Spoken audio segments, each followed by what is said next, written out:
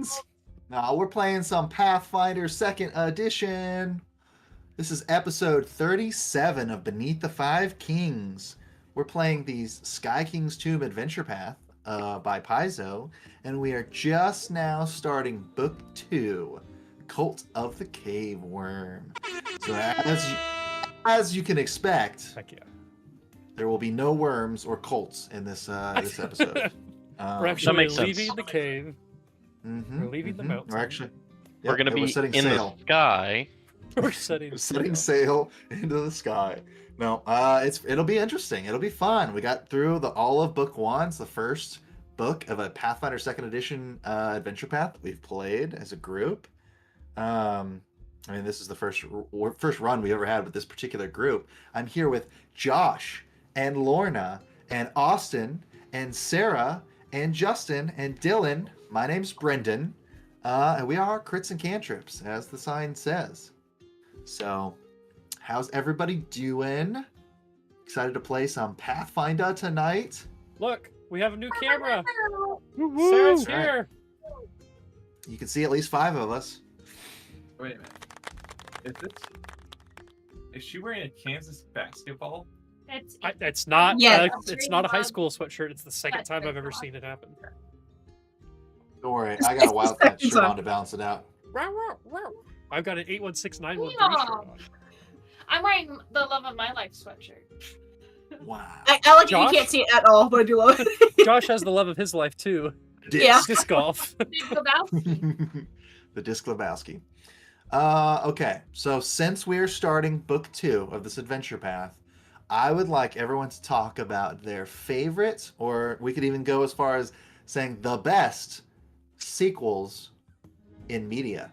Ooh. Are you talking about a book? Are you talking about a movie? I don't care. But what is the best sequel? Easy. Does it have to be Shrek a sequel? 2.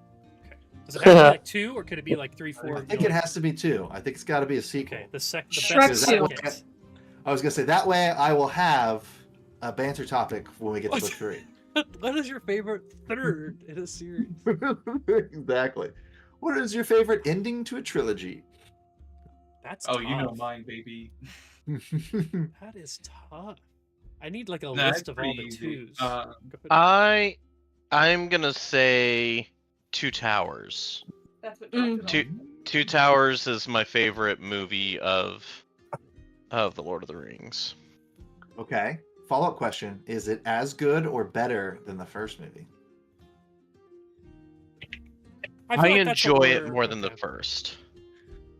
Honestly, in my head, Good that's answer. kind of how I'm evaluating it. Like, what is the best Yeah. second in comparison to the its prequel, like its first? Everyone's valid. Follow-up question. Is Shrek 2 better than Shrek 1? Yes. It's Oh. been so long since I've seen both, but I think yes. No, I remember it being better. It is kind of unfair how high Shrek 2 is on the spectrum. Yeah. Besides Shrek Sarah- 2, That's what Sarah's is this- answer for sure. Shrek 2. All right. Who else we got? Tell- Josh, go. The Empire Go, Josh. Strikes Back. Ooh, Oh. pretty good. Okay. OG Star Wars trilogy. Digging deep for that one. I'd agree It that's a better is. second. A lot of people say, as far as like classic movies go, Empire Strikes A lot Back's of up there. people say it's the best Star Wars film, and they're I not feel like- wrong. It's not my favorite. Revenge of the Sith is probably my favorite, but Yeah, that's fair. I recognize that it's not as Whoa, good. you got to save that one for the trilogy talk. Well, no, the trilogy talk has a completely different answer, more in the vein of what Elnat was talking about. I don't know. I feel like it's too cliche for me to do some sort of a Marvel answer. No, it's not too cliche. It's entirely expected. But that Well, that's what I mean. Like, it's too on the nose for me. But I would say Iron Man 2. Winter Soldier, in comparison to the first Avenger, like the second Captain America movie, I think is considerably better. Yeah. I Is rewatch it a Winter sequel, Soldier. I though? don't. guess That's it why is. I'm. That's kind of. It's kind of part of a. It's really like number 9 in this set of movies that That's you're true. watching.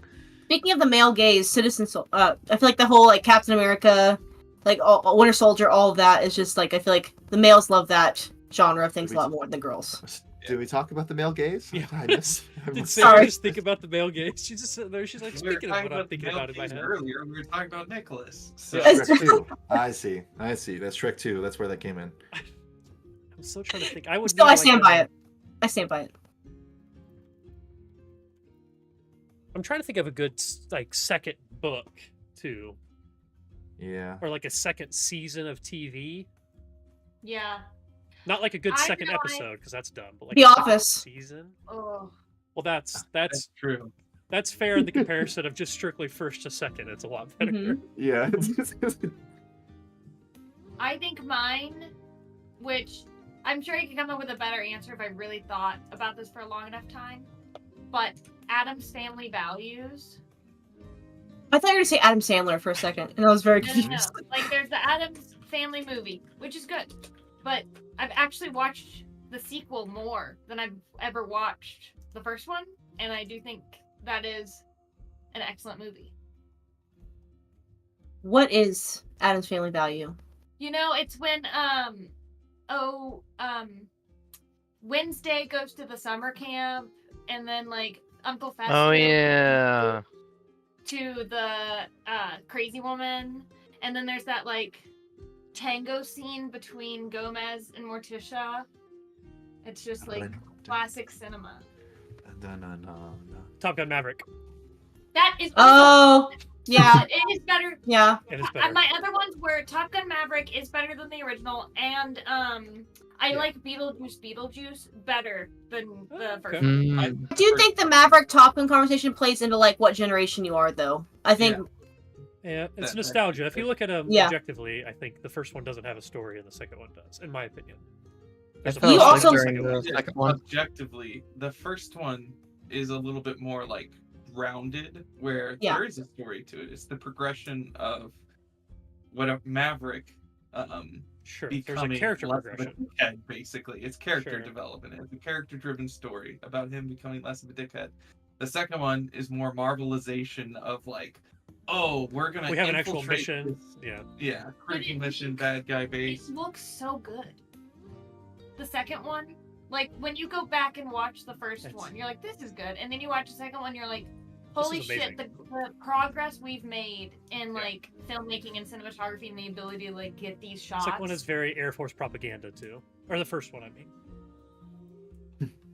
The second one is also very Air Force. That's- But like the first one was like made to be that. Like that was like one of the main selling points of that movie was too. Hmm. I think the second one you see it and you're like, a lot of this isn't real. like I did I have would like to friends think that I that. went But to regardless. elementary school with that joined the Air Force solely because that their love of of Top Gun. That's why I joined the Air Force. Really? No, I feel like I've missed Except part Top of your Gun- life. Except Top Gun is Navy. that's true. That's true, but they fly planes. Whoopsies. Touche. You know, I feel like That- I've seen some great Dylan soundboard moments with this, but it's okay. Yeah, I'm just now getting back to my computer. We're getting So- there. We need We got to- you back. We'll be Yeah. there before We're good. the core of the episode starts. Okay. Nice, nice.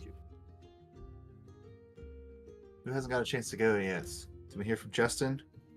Yeah. Justin went first. Oh yeah. No, he went first. Dylan, what did you pick? I pretty much just piggybacked off of everyone else's, but I can be definitive. I'll say I don't know if this holds up, but I always liked Attack of the Clones more than Phantom Menace, just because of the Jedi fights and that Yeah. arena scene, and then you get Count Dooku's fight. It's just That's good. true. Valid. Also got First one Camino. has Bounty them Hunter. all.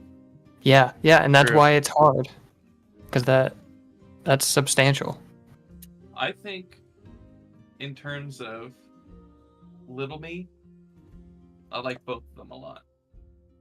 Rewatching them now, I feel like Attack of the Clones is the one that I'm most likely to be like, let's just fast forward through a lot of these parts.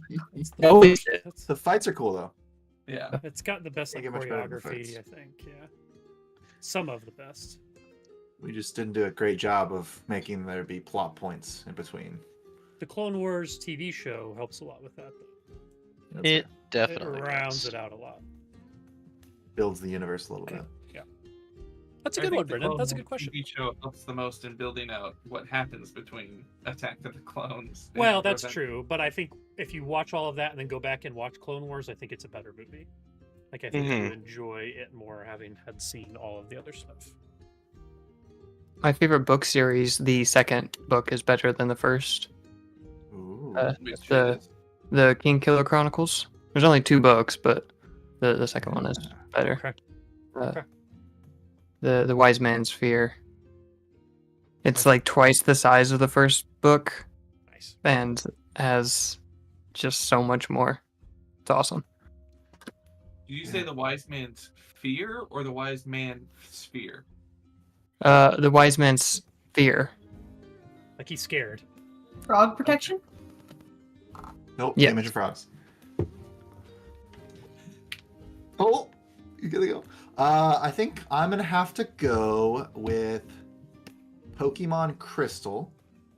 Because the Ooh, original video game games sequels. were fantastic, but in the second series, you get to go to both Kanto and Johto. So it's the only game, it's the only part of the series, still to this day, where you can collect 16 badges. You battle 16 gym leaders, you go all the way through both regions, just can't be topped. Yeah, I didn't think You didn't say Resident Evil. Yeah, video games. I didn't even. Oh, Halo Resident 2. Evil 2 is also very good. As I was saying, yeah, it's interesting. But, to be fair, To be fair, Resident Evil 4 is the best. So, Brendan, you have to Yeah, wait for there book are lots of 4. Resident Evil games, though. God of Yeah, we War. don't even have a Ragnarok. book 4, so... Book 4 Starfinder. Okay. We will take it over. My answer is Cult of the Cave Worm, because this is going to be the best Dungeons and Dragons Pathfinder, just erase that first part, Pathfinder 2nd Edition that we play. Sick. Oh I'm my ready. gosh. Okay. Yeah. I didn't even bring up any music or anything. I got it going.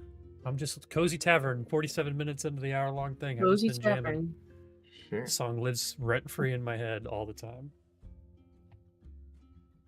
You don't have Dark Dungeon? No. This is my pre-game music, but it just didn't stop, so I just kept going. Gotcha. Stream loves Alright. it too, I can totally tell. No one's Yeah. Is nobody there? No, there's Oh, it man, says we 5 got whole- viewers. Oh, And okay. our I most was like, recent man, we didn't- follower as of yesterday, LornDog95. Shout out LornDog. 37 Nice. episodes in, we got another follower. I honestly just forgot my I know. Twitch login 'Cause for you- like, You have another account that you're month, following us and then on. just kind of gave up on it, and then remade my password yesterday and followed. Nice. Yeah. Killing it. Well, we can very, very briefly recap book 1 here. Initially, most of you were strangers. Some of you lived in the city of High Helm in the kingdom of the dwarves, underneath the Five Kings Mountains.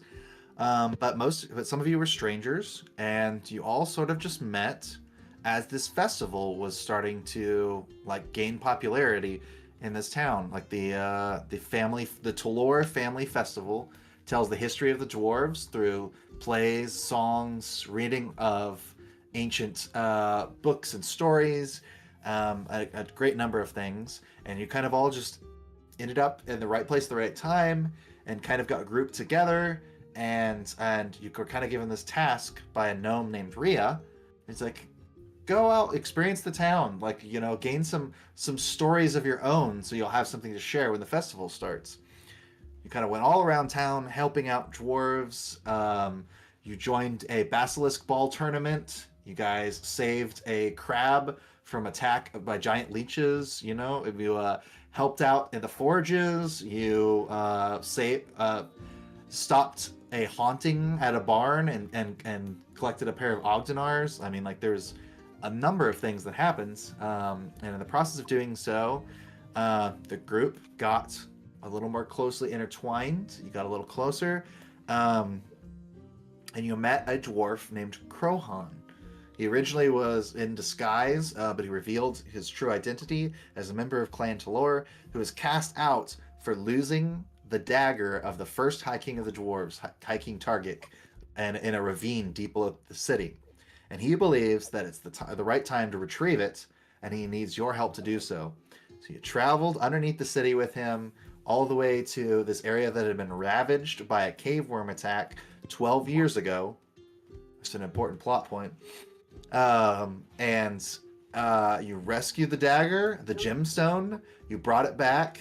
Managed to renew it after it had kind of been Possessed. infected with the soul of this gnome. Yeah, it kind of been possessed. You managed to renew it, put it back together, and in doing so, you attracted the attention of a spirit claiming to be the original High King Targic himself, who tasked you with the job of tracking down his tomb and telling the full history of the dwarves, basically. He said that lots of things have been lost to time, but he believes that you are the right people to finally unveil the location of his tomb and kind of set right these wrongs. And so that's kind of, I mean, like, a lot happened. It even ended last session. You know, we fought the Black Noon's Thief Guild and ended up letting the town guard go break in and arrest everybody and Yeah, we haul did. them all off, along with all the loot that was there. Yeah, we did. But yeah, so it was a very eventful first book.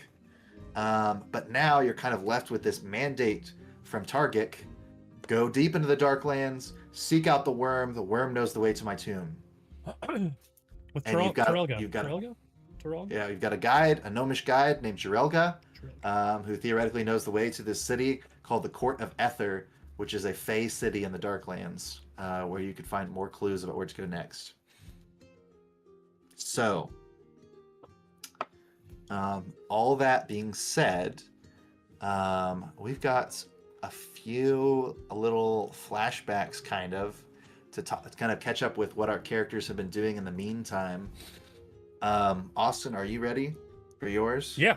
Is there? I was just thinking about it. Is there a good song to put this to other than "Cozy Tavern"? Oh, Through the Fire and Flames by Dragon Force.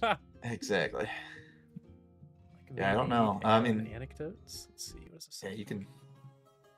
It's not give really. it a That's shot if kind you of want. it. Maybe not.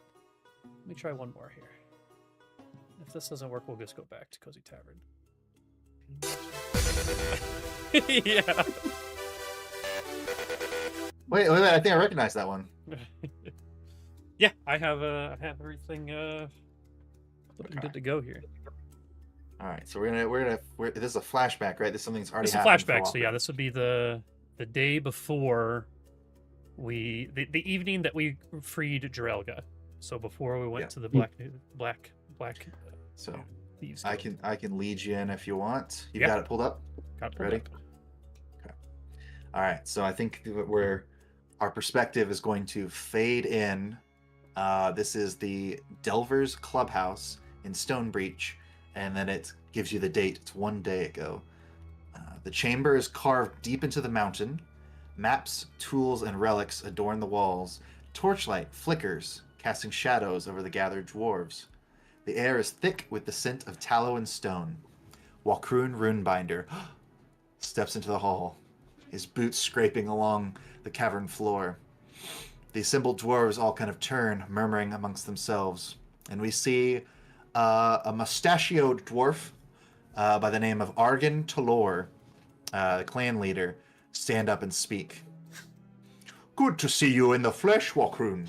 Words on parchment only tell half the tale. What have you found?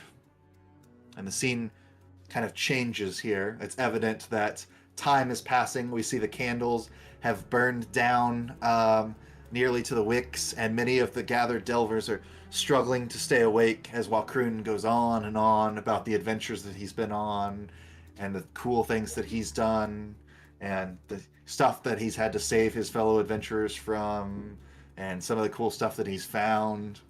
And, with Jirelga Oh, freed, we move to disarm the threat of the Black Noon's Thieves Guild tomorrow. And then after that, our journey to the Court of Ethers. That'll be next. So Argan's sort of stroking his mustache and looks you up and down and nods. Our most experienced guides cannot guarantee safe passage to the Fey Court. Queen Frilojarma has a reputation for deception that is unmatched. You should not take this journey lightly. No. Rely on your allies and take the guide Jirilga with you. I believe this brings us to our next order of business. And he claps his cup on the table. And we see Rosha Coppervein, the tattooed artificer, kind of stand up behind Argan, and she's got this small wooden box. We recovered something on a deep dive. Strange craftsmanship. No one's made a sense of it yet. And she opens the box, revealing an amulet of dark, polished stone. The carvings on it are intricate, but unassuming. Walkroon kind of furrows his brow and picks up the amulet. It's cool to the touch, heavier than expected. No immediate hum of power, no glow. It's just a trinket. Looks well made, at least. I'll give it a closer look. You should know. Your uncle did not want us to give that to you. He thought it beyond your abilities to discern. But we do not coddle you. We expect greatness. Everyone sort of murmurs in agreement and nods. The meeting is adjourned, and Walkroon exits. And I think the scene maybe like changes to later that evening and Oh yeah, sorry. You Hold on one second. I was going to say, Walkroon's footsteps sort of fade away and the chamber gets quieter for a moment, and they pull out a new sheet of paper and continue talking. But suddenly the door slams open and we see Trigeld Runebinder, Walkroon's uncle, burst into the scene. And he takes their empty seat at the head of the table. You dare talk to the boy without me? Argan shakes his fist and shakes his head and slams his fist on the table. He'll never know what he's capable of if you don't allow him to try. Trigeld sort of stares off into the distance. He needs guidance yet, or we risk losing him, like the others. Rosha moves to kind of push the crate back on the table, but it's too late. Trigeld's already seen it. He rises to his full height in fury. What have you done? I'm not protecting him from what's in there. I'm protecting all of you from him. Shouting breaks out and the scene slowly fades away, but we close in a little bit on this empty crate and this indentation from where this amulet was sitting. And suddenly we're in Walkroon's chambers and it's nighttime. Yeah, so Walkroon sitting at his desk, candlelight flickering as he inspects the amulet, turning it over, prodding at its carvings. He mutters theories under his breath, noting the lack of any immediate magic. Then he kind of adjusts the chain, and something clicks, an unseen mechanism shifting within, and a pulse ripples through his fingers. He shudders as something dormant within him responds. His vision flashes with arcane symbols, and he flinches, knocking over an inkwell, and a translucent glass barrier shimmers into existence, catching the spilled ink mid-air before vanishing. That wasn't me. Before he can process, another jolt surges through him, and a bolt of crackling energy leaps from his palm, striking a metal lantern across the room, and sparks scatter. Walkroon kind of grips the amulet tightly, heart pounding. He smiles and he goes, the amulet! It must be magical after all! The scene kind of fades to black. All right. That's good. We added a little air of mystery around a resident thaumaturge there. Mhm. He's also apparently been reporting on some of your adventures I to heard this, that. to the Delvers Guild here in the charter that's in Highhelm. Let's see. Does anybody else want to go next? Have something you want to share about what happens? I think chronologically, Walkroon's was like the day before, but I think several of you guys have ideas for what you think you'd do after you guys close out the Black Noon's Thief Guild. Mm-hmm. Nobody wants to go. If nobody I- wants to go next, yeah. I'll pick somebody. I'm cool with going next. Okay. Mine would be after Mhm. the Thieves Guild. Okay, so we're a little bit farther forward in time. You guys have like helped the authorities like clean out the Black Noon Thieves Guild, and you kind of all agree it's early enough in the day that you can still get something done, but you're probably gonna just go back to your separate lives and like rest a little bit and kind of get ready for potentially going into the Darklands. What does Elnat do at that time? Elnat would he would be going to what was the name of the Forge of the Nine, where all of the pantheon of the dwarves are each what's the word I'm looking for? They have temples for them all there. Right. And he goes into the temple of Drongvit, and he's going to tell them about what Ygritte was getting up to. He thinks they should be filled in on his treachery. Mm-hmm. Okay, so Elnat makes his way to the Forge of the Nine, and it's kind of the building itself is built like the spokes on a wheel. It's like a central hallway that kind of like goes to all of these different separate temples, and there are 9 commonly worshipped deities among the dwarven pantheon. It's like they worship. Basically the family of dwarves that brought all of dwarven kind into existence. But the final spoke, and the one that is kind of out of the way and kind of often in disrepair and kind of forgotten, is the Temple of Drongvit. So if you make your way all the way around this long hall, you pass all of the chambers that leads to the more common dwarven deities. You see temples for for Torag and Angrad and Fulgrit and many of the other deities. But eventually you get to the attendants that are all dressed kind of in these like drab gray robes.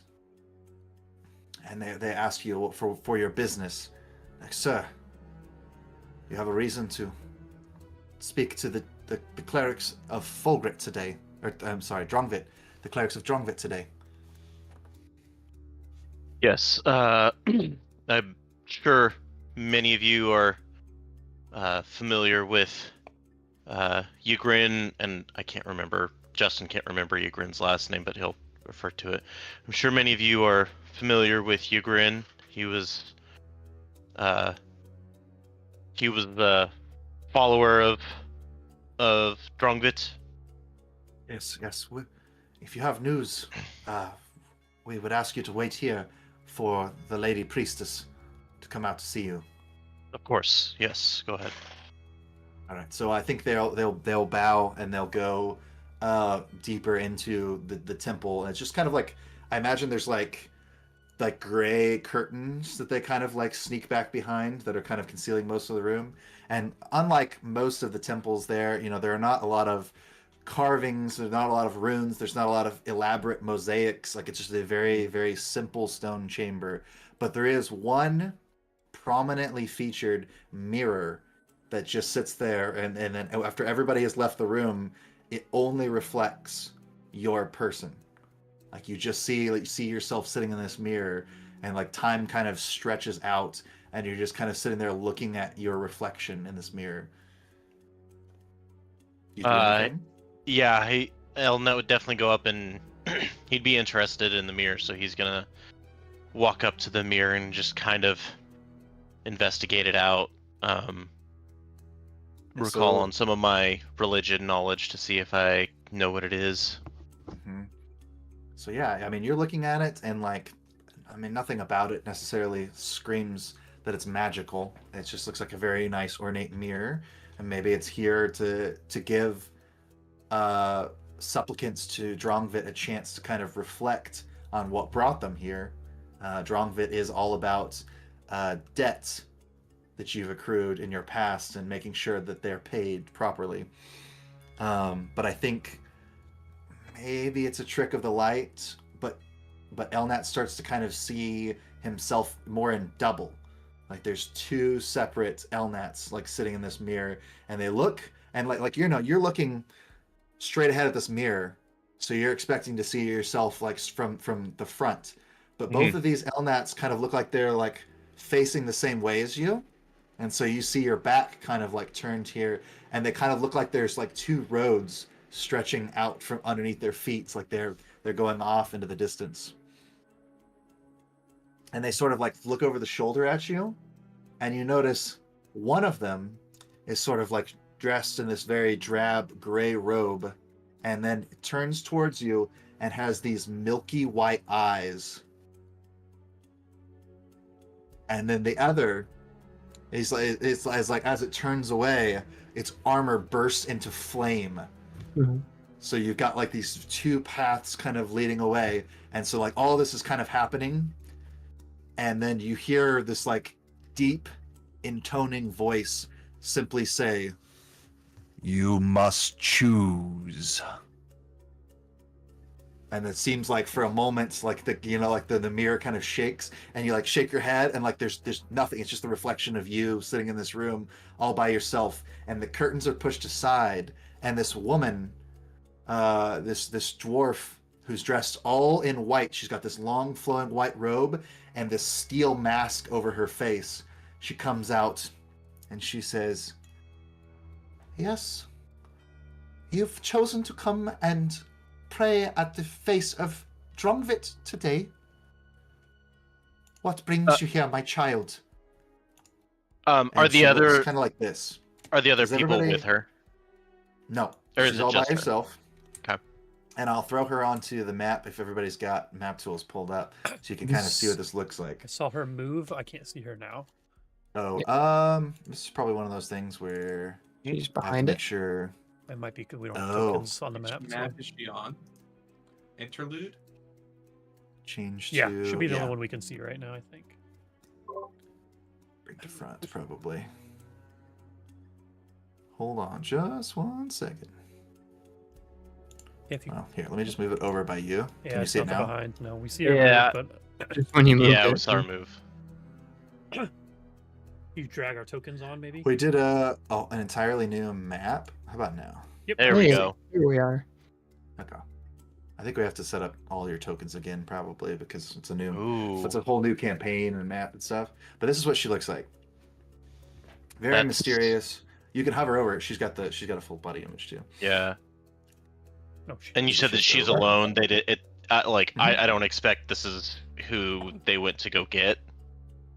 Or it was. She kind of sort of Gotcha. introduces herself. She's like, my name is Priestess Ashleaf.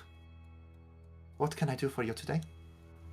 Elnat is gonna be kind of dumbstruck for a few seconds, just because what he saw in the mirror is it kind of messes with him. He's But stupefied he'll. one. What's that? He's stupefied one. Yeah, exactly. But then he'll kind of shake himself out of it, and he'll explain. Sorry, no, I didn't come here to pray. I wanted to inform you all of Ygritte Oathcarver's treachery in the city here. He was working with the Thieves Guild, with a disgraced member of my clan. They were digging unauthorized within the city, and we stopped their plans. He also was not a dwarf. He was it the Skelm? Is that what it was? He was a Skelm that Drongvit bestowed some horns on him. Don't know if anyone here knew of that. It sounds like Ygritte has paid for his own treachery already, and you have brought burdens to the temple that were not yours to bear. She says, Drongvit is in your debt, and in that way, you have prayed to our god. Goddess, I guess. Yeah, they're all Semantics. Semantics, exactly. I must say I've only ever prayed to Ongrad. I have not ever prayed to a different god. I feel like I've heard or felt the touch of Drongvit here recently, but I don't know how to respond with it. She says, well, she does work in mysterious ways. And she's going to kind of like walk past you and like look over her shoulder at the mirror. And you don't see anything unusual about it necessarily. But she does seem to notice it. And she says, sometimes you have to decide for yourself what is the god's will.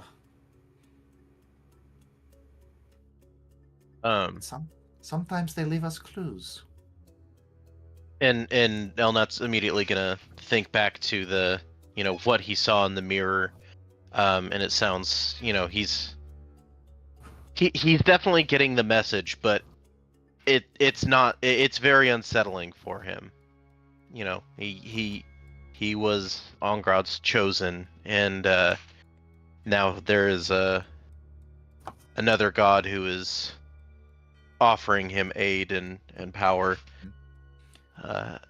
She sort of responds almost to like your hesitation there, and she says, sometimes it is difficult to choose for one's own self, but the start of a new journey is always something to celebrate, and I suspect that you have many things to do in this world yet.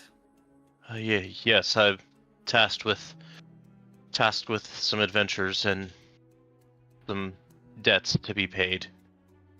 Is there? Do you have any scrolls or books or anything that I may take with me to learn more of Drongvit? She says, I think that this is a journey that you must make alone. And I do not envy you for it. It was a long journey that brought me to Drongvit. But if she is willing, you will learn in due time. She says, and she kind of like goes back to the curtain and grabs it, and she says, before I go, I must know. What are you doing later? Heyo! That she says, before I go, I must know. What choice would you make if you are faced with your father's killer today?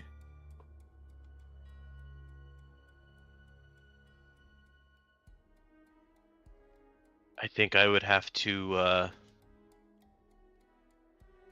I would destroy them. So you would choose vengeance. Yes. Very interesting. She does work in mysterious ways.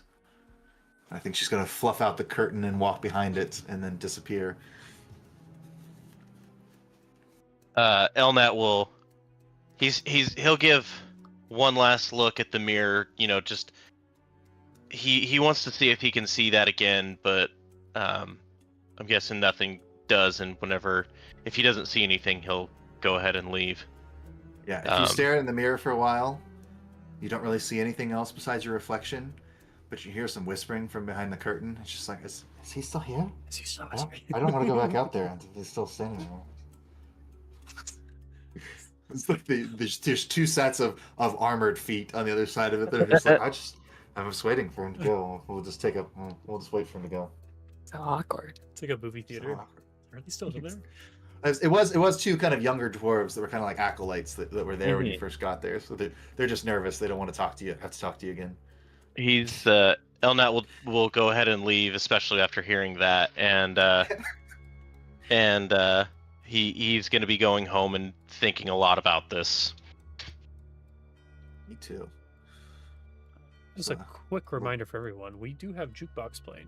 If people aren't listening to music, it adds a lot to every scene of every episode. 37 episodes. So I just was looking. I see it only looks like 2 users, so it might just be Brendan and I, which is fine. But like, no, we always have music played. So Music is too distracting for me sometimes. I have it. It's I do have cranked to way, turn it way way down. down. Yeah, but it is definitely a background vibe. Teach their own. Obviously not a requirement. But 3 users. That was good. Thank was you, good. Justin. It's going to. Justin got a real thing with gods. He's a champion. He's got a real god-based character here. real divine influence That'll going do on it.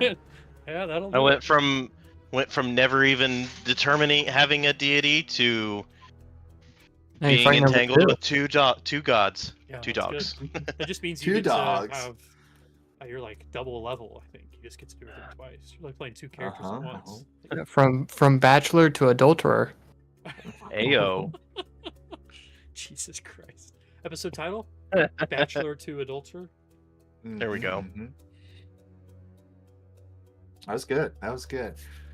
It was Justin's idea to do some of that off the cuff, so a lot of that was improvisation. So, Ooh, fancy. all right. Who else wants to feature their character strongly in this episode? I'll go if Josh goes next. Okay. You mean you'll go today if Josh goes right now, or you mean Yeah. Okay. As in, like, you'll go now and I follow you, Karu? No. He's volunteering you to be next, I think, is what he's doing. He's volunteering to go last. I would like to wait till my wife gets back here because I think she'll appreciate my scene. Okay. That's fair. Is she getting out the Coffee. dessert that Coffee was cake. mentioned earlier? Yeah, she's getting out the cake, I think. I was gonna leave it up to the audience, figure out what the dessert was. We talked about the whole episode. Oh, too late. There she is. Woo, Woo, woo. No, It's okay. We can have another through thing. That was Sure. good. What Dylan. what is that called? That was a good thought. We Through, could do. through line? Yeah. I mean, like A good through line. Yeah. Like whenever you have a thing that goes. Mhm. It goes all the way through. It's a through line. Yeah, This is why I want to go Line. last. I'm not with it It's yet. fair. It's fair. It's fair. just gotta lock in. Make sure the internet's good. Okay. Well, I think Angoric has some plans after this whole arrest and assault at the Black Moon Thief Guild gets over with. I don't know. Actually, is this something you think happened in the past also? I'm thinking the timing on this is after our assault on the control room.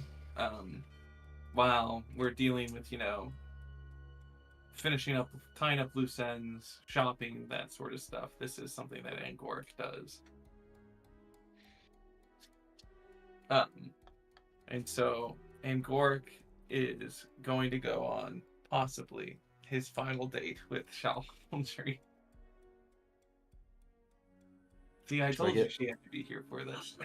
Yeah. Should I see if I could find Shahadri's token and put it back in? Well, we're about to We're gonna leave. die. Lorna. Yeah, we could die. Yeah, once you go This dark, could be the last conversation he has with her. Yeah. Basically, You gotta Angoric's propose. going to pull very typical military thing and be like, well, you basically have to marry me because, You like, can't spoil it, Josh. no, that's Oh my that was a joke. It's another timeline. All Different right. color. So I'll throw out the icon for Shahaldri here if you want to go and zoom in. Wow, no, Shahaldri, you look really good. It's See what Bulgur Josh sees in Eldal, you. How did she get there? Oh, that's so silly. could you let that go? That was good. Oh, I gotta find it. Okay. I think this is who I had for Shahald. Yeah, that's her. Yeah, that's Shalholdry. She's pretty. Oh, look, you put her right next to Angoric, too. No, I moved her. Oh, well, she's right next to Angoric now. So. Beauty and lovely. Yeah, that's basically weird. Tails all the time, I guess. And so Austin, can you get us some slow burn romance Romance music? You're right. Music. You're okay, right. You're right. Broken to the left and broken to the What about ale and anecdotes? That's pretty this is romantic. right? serious, guys. Get to the woman that I love the best. I don't I'll be know. stroking. Austin? That's what I be doing. Grand romance. Is that like bad romance? Oh, It's like bedtime.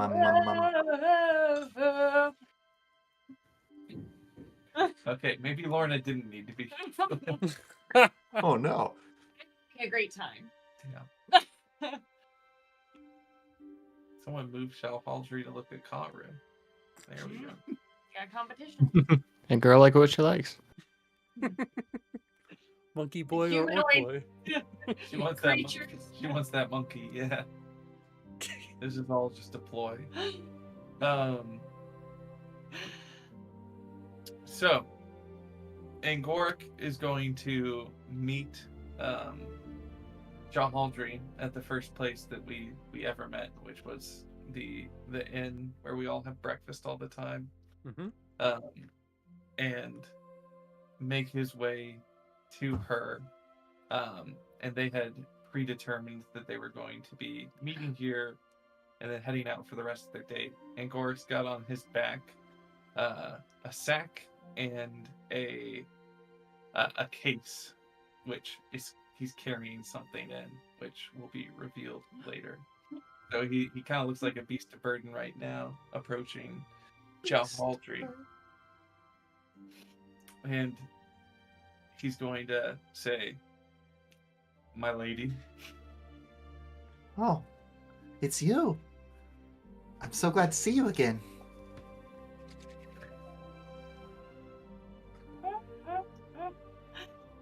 It is a pleasure to see you as well. In fact, it's an honor and a privilege. And she sort of takes a moment to compose herself. And she looks like, I mean, she might have been crying recently. Is everything all right, my dear? Oh, I'm so sorry. It's nothing. I'm just so excited to see you. I'm excited to see you too. Shall we I can tell. She's standing at waist height. Dear God. His cod piece would block that. It's okay. Oh yeah, obviously. Oh, I understand. It's the armor, of course. It's that's just It's the a way the armor is. It's a pattern in the rivets. Mhm. Optical illusion. And What do we Gork, have in store for us today? well, in one hand, I have a picnic. In the other hand, I have a surprise. And I get to choose? No, we're doing both. Oh, of course, silly me. I'm just the luckiest halfling girl in the world, and Oh I- my god. Feel like the luckiest orc in the world whenever I'm around you. you probably are.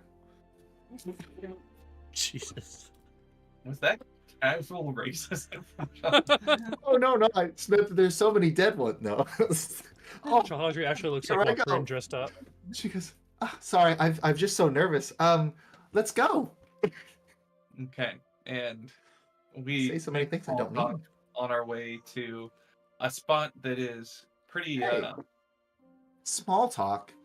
Now that's offensive. Okay.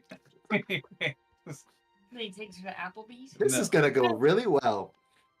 Yeah, I take her to a spot that is pretty precious to an Angoric because it's a spot that when he used to get upset as a child, his father would take him to for a moment to calm down. And it's a Dairy spot Queen? That, oh, Sarah. Dairy Queen? Yeah. No, it's Sonic, obviously. It's a spot in High Helm where Oh, sorry. She goes, "Why are we going to this dungeon?" Okay, I'm now go going ahead and to describe it. do the way my father used to treat me when I got upset. Uh-oh. And he takes out Whips some and chains excite me. Oh god. All right, so describe what I'm seeing because I can't see it. This is the Oh, Brendan is so cute. Cute. Is this Cutest how, girl in the world. is this how Brendan acted when you guys went on your first date, Sarah? Yeah, I was the tall one. He was the small one. It was crazy. Wow. And then he grew because of his love. Then he grew 6 inches that day. We're not gonna say where, but Cardiomyopathy. Wow. You're so smart, Brendan. Did Sarah? Well, she'll have to No, tell I you d- about my other. yeah. I'll tell you the other one later. right when she tells me about the rat and frog thing, yeah. What do you call? What's the drug that's in Benadryl, though? I don't know. I don't know. All right, well, describe it to me. It's a little glade on the top level of High Helm where when the sun hits the mirrors just right, reflects perfectly to provide this nice sunlit area where you can actually get a little bit of a tan going if you if you're laying there during the daytime. Not that Angoric ever did that, but his dad used to take him here and read him psalms from Fulgrit or for Fulgrit. And so it's a precious little place for him of calm and delight. And he's decided to take Shalfaldry here. And he lays down a blanket from this bag that he's carrying, as well as some food that he's prepared. Wow. And it's pretty fancy. Mostly sandwiches and things of that nature, but a bottle of wine, a couple of glasses. Just red wine, and he sits himself down and pats the ground close to him, respectable distance away from him, for Shalfaldry to sit. And yeah, lays down 15 towels. 15. yeah, Little doily. no, I was gonna say, as she sits down next to him, he says, "I made sure to wash the blanket this morning." Oh, a gentleman. I think that made it weirder. She's a She's a germ. calistocrat. Yeah, she's a calistocrat. She's got a thing about germs. Yeah, you gotta think She's like sits there in the sun, and she's like, it's nice to feel the sun. I do miss it during my stints here in High Helm. I do too. My father used to take me here. She says, tell me, do orcs sunburn? I don't know what that would look like. I'm not sure. I've never been in the sun long enough to get a sunburn. Is that a thing that happens? Oh, yes. People from my country have to be very careful. Why did Austin make that face? I just never mind. Nothing. I was just waiting for another Be funny thing careful. to say. Not to burn when they're in the sun for too long. What does a sunburn look like on you? She says, oh, I take very good care of my skin. LOL.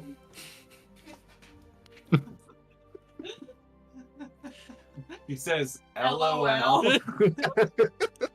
Oh yes, it's short for laugh out loud. It's something all the kids are saying. I'm these days. picturing her being like a anime girly, at this point in time. She kind of is. Look at her. They're goofy ass. Or she goes,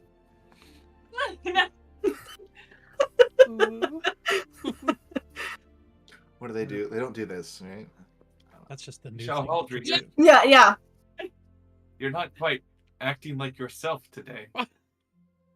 Oh, well, it's only because, well, I mean, it is our third date. I don't know what to expect. Ooh. Dylan, play it. I've Burn it. never been on a third date before. Was there Never? something that I missed?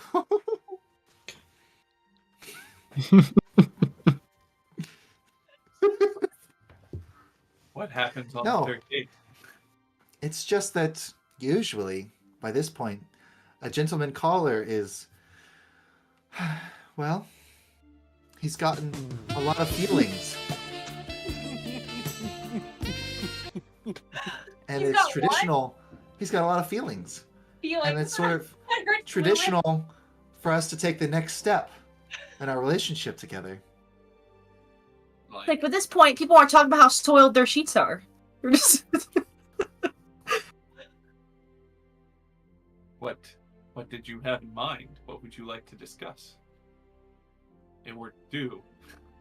He says, whatever you want to talk about. It's tough. Well, there is one thing on my mind. And it's something I think you ought to know. I'm an orc. Oh, Fooled! All this time I thought you were a sunburned dwarf who's normally tall. yes. Oh, Yes. what do you really say? Well, that is what I was wanting to say. I'm an Oh. orc. And one of the things that I have appreciated about you is that you have not treated me differently or poorly because of that fact. Most people I encounter in High Helm are rude. That man Wokrun, whose life we saved, he makes orc jokes all the time. That man Wokrun, who fell off that waterfall, and is a poor representative of dwarven kind, a much poor representative than myself. He treats me like dirt, but you, Shawbaltree, you make me feel wanted, alive. And I just wanted to say I appreciate that. Walker She runs sort by, of throws a kicks- rotten apple at you, and says, "Nasty orc," and runs away. Just kidding. She sort of kicks her feet a little, and she just sort of like looks at you out of like the side of her eyes, and she says, "Well, I know what it's like for people to judge you based on what you look like." And she puts her hand closer to you on the blanket. I can't imagine Oh. anyone judging you for what you look like. You're the most magnificent creature I've ever seen. Creature's a tough word there. Yeah. Ew. Yeah. You gotta work, okay? Ew. She says, "Try again, asshole." You're the most beautiful woman I've ever seen. There we go. Oh, You said okay. creature, and Lorna wasn't even looking up, and she cringed. Shoot. No, I know. And she says, "Do you really think so?" I do. She says, "I don't know if I've ever met a man as brave Mm. as you, or as devoted." Oh. No. But she never calls you answer. And Gork's just sitting there waiting, like, Oh, and handsome also. oh. I like the picture. She has that written in ink on her hand. She goes, "Oh yeah, handsome." Someone started to smudge. She says, "Could you tell me about what your next adventure is going to be?" Oh, well, that was actually. I kind of wanted to end the date with that. Oh. It's a little bit of a downer, but the group that I've been traveling with is leaving High Helm. Forever? I'm leaving High Helm. For how long? I'll be honest, Shawbaltree, I don't know. And I go to explain the background with, we're trying to find hiking targets too, and all this fun stuff, and everything that Brendan explained at the beginning of the episode as far as recap is concerned. And then I end it with saying, and I believe this will be a perilous journey. I've heard of many other adventurers embarking upon the same quest that we are, and many have not returned.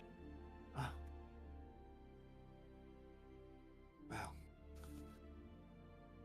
I think like during your conversation, I think, time has passed here a little bit. The sun has changed its angle a little bit.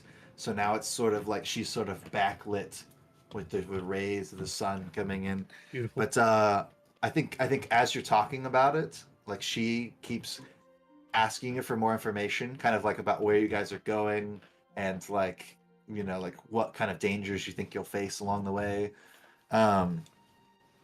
I mean, like now she's just like, you are truly, truly brave then. And to take this quest on when you're not even one of the dwarves. I mean, I know you were raised among them, but it must hurt to know that your people have suffered from the dwarves in the past. I have never known anything but being a dwarf.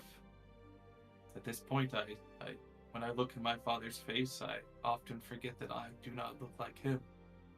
Outside of the fact that he only comes up to my hip. I do too. What? Oh, but she says, well, if you have to leave, then perhaps my business in Highhelm will conclude. She says, I was never meant to stay here She coming with us? in the long That'd be term. stupid. She says, your journey takes you into a path fraught with danger, and I cannot stay away from my father's business for so long. I should return to Druma.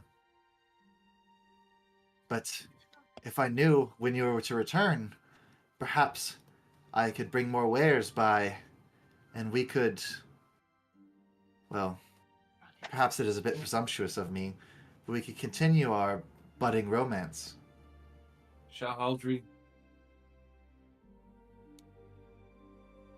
I make you this solemn promise that if I survive this perilous journey to King Targic's tomb, I will You'll be visit level 15.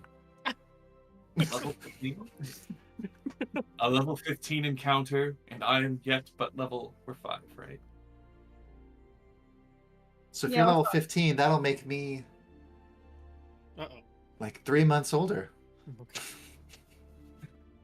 Crib robber. I am but yet level 5. But I promise I will visit you and your father's store if you but tell me the name of it. Yeah. Oh, well, Star. Address. that's going to have to be wait for another time. Perhaps in one of my letters. I will That leave makes- you a series of clues, and it will be as romantic as fuck. I then reveal to Shahaldri at this time Oh my god! You've just revealed. that I have taken the ability to dream message as a level 3 spell in order for us to communicate and say that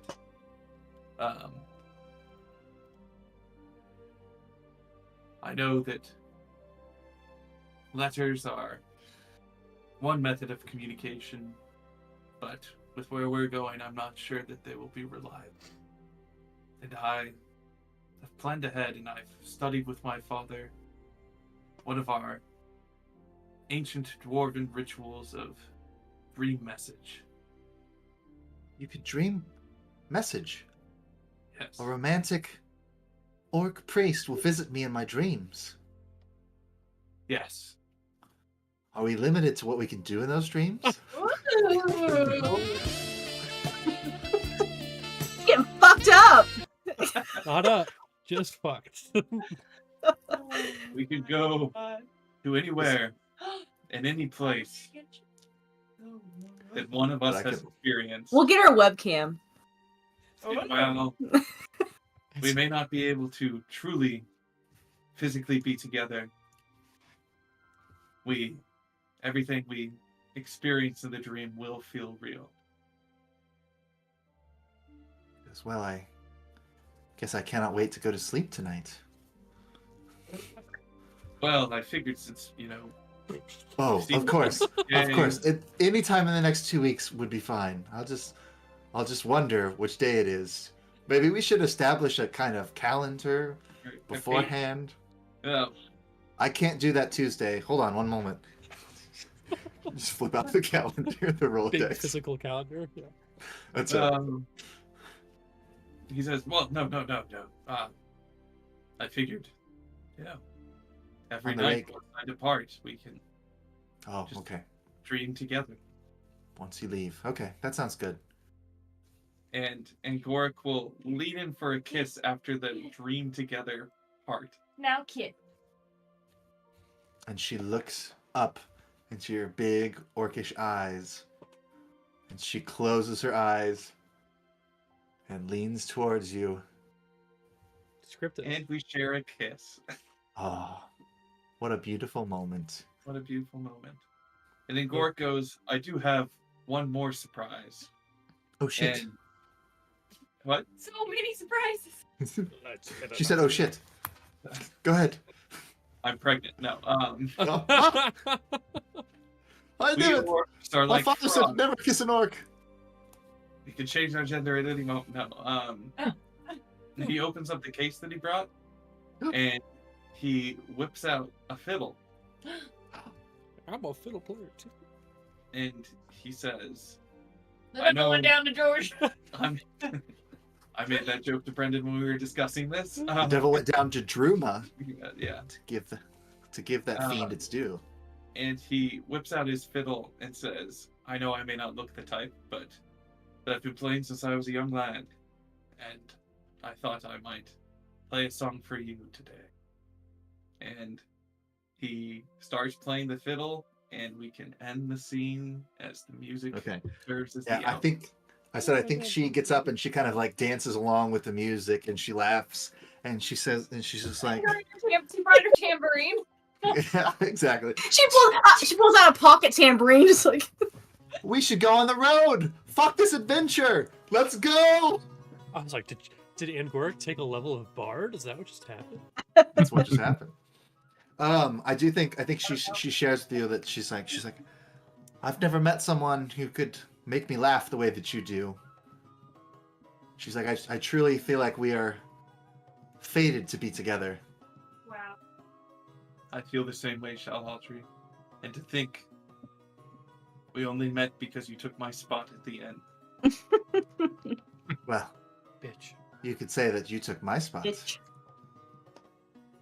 This bitch. And he makes the face that I just made of like, what And does that she even walks mean? away very quickly. The last word. No, but And yeah, if you want to, Under we his can. breath, and Gork says, goodbye, my love. He says, I'll see you in our dream. Han shot first. And that's Angoric's scene. Okay. I like it. So Angoric's scene ends, and we go back to the inn where Shalhaldry is beginning to like sort of pack things, and you know that she's got a very organized thing normally, and she looks a little frazzled, and just off scene a little bit, you hear glass break, and then there's a dark figure in the corner. And and you hear a kind of dusky voice say, "And you're sure they're going to the court of Ether?" And she says, "Yes. As far as I know, they don't know anything else. They don't know where the tomb is, and they haven't met with the worm yet." And you just hear the voice say, "Good. I want you to stay in contact with him." And then we'll cut the scene there. This bitch is playing. So all that happens. Very good. Again, we're getting lots of fun story progression out of the characters. Thanks, Josh, for doing that. It's always a pleasure. My muse. Chahaldry. That's right. It's always a pleasure playing Shalhaldry, who has less than a paragraph worth of description in the book. No, I think we really turned her into a full flesh and blood character in this story. I think she's a She's integral definitely part of this it now. Yep. Mhm. Yeah. Ooh, ooh. What about Dylan? Are you ready? Are you ready for your scene? I'm ready. You Yep. have Alright. a music genre to set the mood, the vibe. Intense I'll be path, right back. Abandoned ruins, wasteland. Some Ethereal? Surprise. ethereal, ghost-like. Yeah. Mhm. What can we Ethereal do? Some mysterious forest, maybe. Let's try that. sure. Oh, Uh, That's 5B. That could work. All right, so I think Yeah, set me I'll up. lead you into this here. So this is something that Karu has the capabilities of doing. I imagine that the scene is a younger looking Vanarin. So he's a monkey, kind of like the way that Karu was previously. We don't. It's very very focused in on the character, and you can't really see anything in the background, anything else that's going on. But he appears to be deep in sleep right at this moment. Okay. And just in his mind, you hear, "Soul, my son, 'tis I, your father. Know me by my voice. Remember, for you were but a child when I could last speak to you in this way. I haven't time enough to profess all that I intend, but this will not be my only message. Each day I will do what I can to save my energy so I may speak to you again. Soul, I am so very sorry I haven't found you as of yet. This world has changed me in ways I would have never imagined. Only now am I beginning to regain my former self. For you see, I've been disfigured, and my mind is not entirely my own. These 14 years have frayed away at me, and in a moment of weakness, your father made a pact with a great old one. In place of my pain, I was given a humbling perspective. But gods, I can only imagine what horrors you have endured in these trying years. But barring all of that, no matter how hard the world fights back, I promise you, wherever you are in this world, I will find you. There is nowhere the Hrengar can keep you, not in this plane or any others. And if you have been sold or traded, I will follow your trail. I have acquired a scroll to which I can communicate with what I presume is one of your captors. I will communicate further as my companions and I delve deep into the Darklands, into the lands of the Hrengar. I feel you are closer now than I have felt you in a long time. Know that you are not alone, my son. Open your mind and see that we will be together soon. For now, sleep well. You will hear from me again very soon. Stay the course. You are the blood of Viragdia. Never forget, ours will prevail. Together. So I think the magic kind of cuts short, and you see this familiar energy kind of dissipate, and the Vanaran that we're watching sort of gets he's like a grimace on his face as though he's having bad dreams now, and this creeping shadow kind of passes over his mind and blots out any pleasant thoughts that he had. And we hear another voice inside of his head. Good. Our investment in you is not wasted. Your father grows more desperate to save you with every passing day. He will no doubt give us anything we want when the time comes. And then the young Vanarin screams and wakens out of this sleep, and you see his eyes snap open, his pupil fully dilated, and then the scene ends. Is that Darth Sidious? Good. Yeah, don't laugh. Power. Okay. Okay. Wow. So we got some interesting tidbits of information there too. Why is everyone betraying us? Makes for good plot. Everyone's got their own motives. Everyone has their own motives. Everything happens for a reason. You just gotta trust. Trust in the Mother of Mercy. Or Jesus trust Christ. in that's right. Also known as the All Mother right. of Mercy. So I think that's pretty much it for the episode. So thanks Yeah. everybody for coming. Okay. No, I think now would be the time, I think, to bring us sort of back present day. I'm gonna say it's maybe a day after or a couple days after the sort of fight with the Black Noon Thieves Guild. So everybody's had time for all these things to happen, and also Rested. start preparing and getting supplies for this trip that you're all planning on making. I will remind you all. So Jarelga kind of has a little suggestion for what comes next. Hey there, the name's Jarelga, and Darklands exploration is my bread and butter. If we're going to get to where we're going and back safely, then you might need a few things. The Court of Ether is about a 2 weeks journey, as long as the tunnels are clear, so we probably want to bring enough food for the trip. Water we can refill every few days, but you probably want more than one canteen, and then light if you can't see in the dark like I can.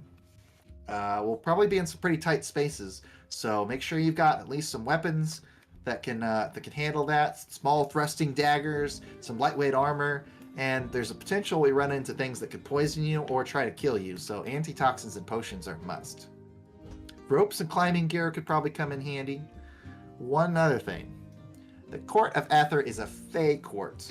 The city is under the protection of a fairy named Queen Frilojarma. You might bring some cold iron, if you got it, just to deal with them, but don't let them know you have it. Otherwise, they will get real upset. The last thing is that the Darklands are very dangerous, so if I tell you to hide, you gotta hide. If I say run, then we gotta go immediately. This ain't no camping trip. The Darklands will chew you up and spit you out. There's plenty down there that I can't fight, even with your help, so you gotta trust me, okay?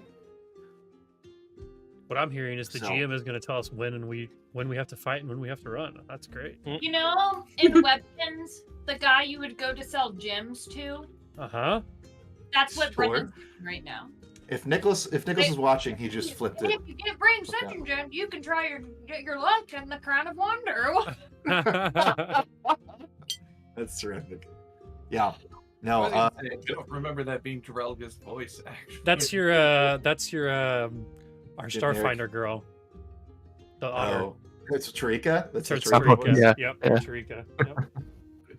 It's your classic leader. Small creature leader voice. Well, you do get Tuba. a lot of small female guides, I guess. Yeah. It's just Telling what you our where to go. society has come to. Do we want to talk about as a group what people have bought and what they are bringing in preparation for this journey so that we can talk about that Yeah, I and wanted to make sure. the Ogdenar? So right at the very end of the last session, I posted some stuff that you guys can kind of sell or piece out, so that everybody got 30 gold pieces. So if you didn't add that to your sheet after the end of last session, No, I didn't. you can add that to your sheet now. They also bring a backpack, which is actually a magical backpack. It is a greater every need backpack, Oh, I saw that one. which on is Looking for things. which is a magical backpack that basically, like, every once in a while you can reach into it and pull something out that you need, as long as it's not a very expensive item. So that's kind of a neat little thing. And there's also a warhammer, which I believe Elnat was going to take, and some armor with a +1 armor potency rune. So if anybody wears scale mail or wants to get the rune off of that armor and put it on theirs, you can do that. We've got time to do that. I will say, as a psychic, I don't really need anything at all. Like, I'm good if I'm just my bare self. So I have 47 gold, and I don't necessarily need all of that. So if anyone's short at all, you can take from that pool as you need. Brendan, for note-taking Mhm. purposes, how do you spell the queen's name before we get much further? Yeah, I'll give it to you. I think it's in, Josh, if you go to the notes and documents and then go to the message that Brendan sent on the 20th, that this is the script he just read from. It's there if you want to copy it from there. Yeah. Did he Low send you the charm. documents? Yeah, it should be in the notes and documents channel from December 20th if you scroll up just a little bit. Okay, yeah. And then it's like the fourth thing down. because I know we need to keep track of rations. So 2 weeks one way, rations are worth, like for one person is like 1 week of food. So I brought 4 rations myself. They're like a silver piece or something. It's just more the weight that you kind of have to worry about.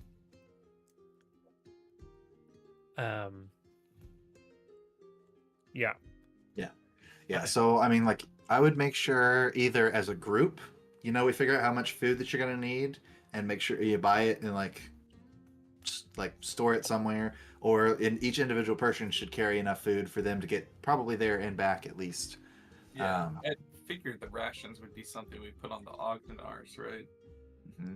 So I think from the first book, you guys got 2 Ogdenars, I believe, and I think they came with like tack and saddlebags, so they can carry quite a bit of stuff. Like the Ogdenar themselves can carry like, I want to say like 8 bulk of items.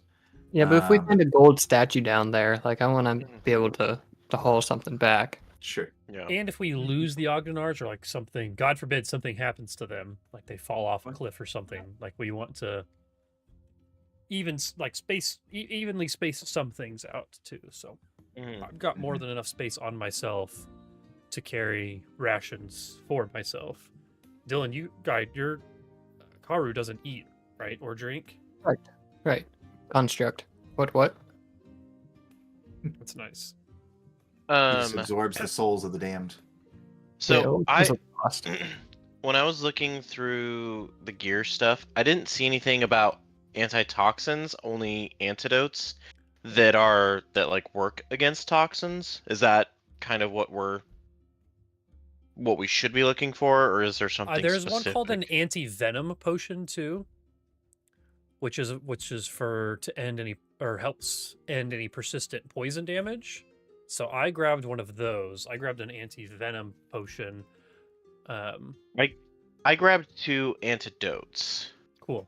That's fine. I don't know specifically what they were called. I just yeah. So I think that between 3 of those is probably pretty good.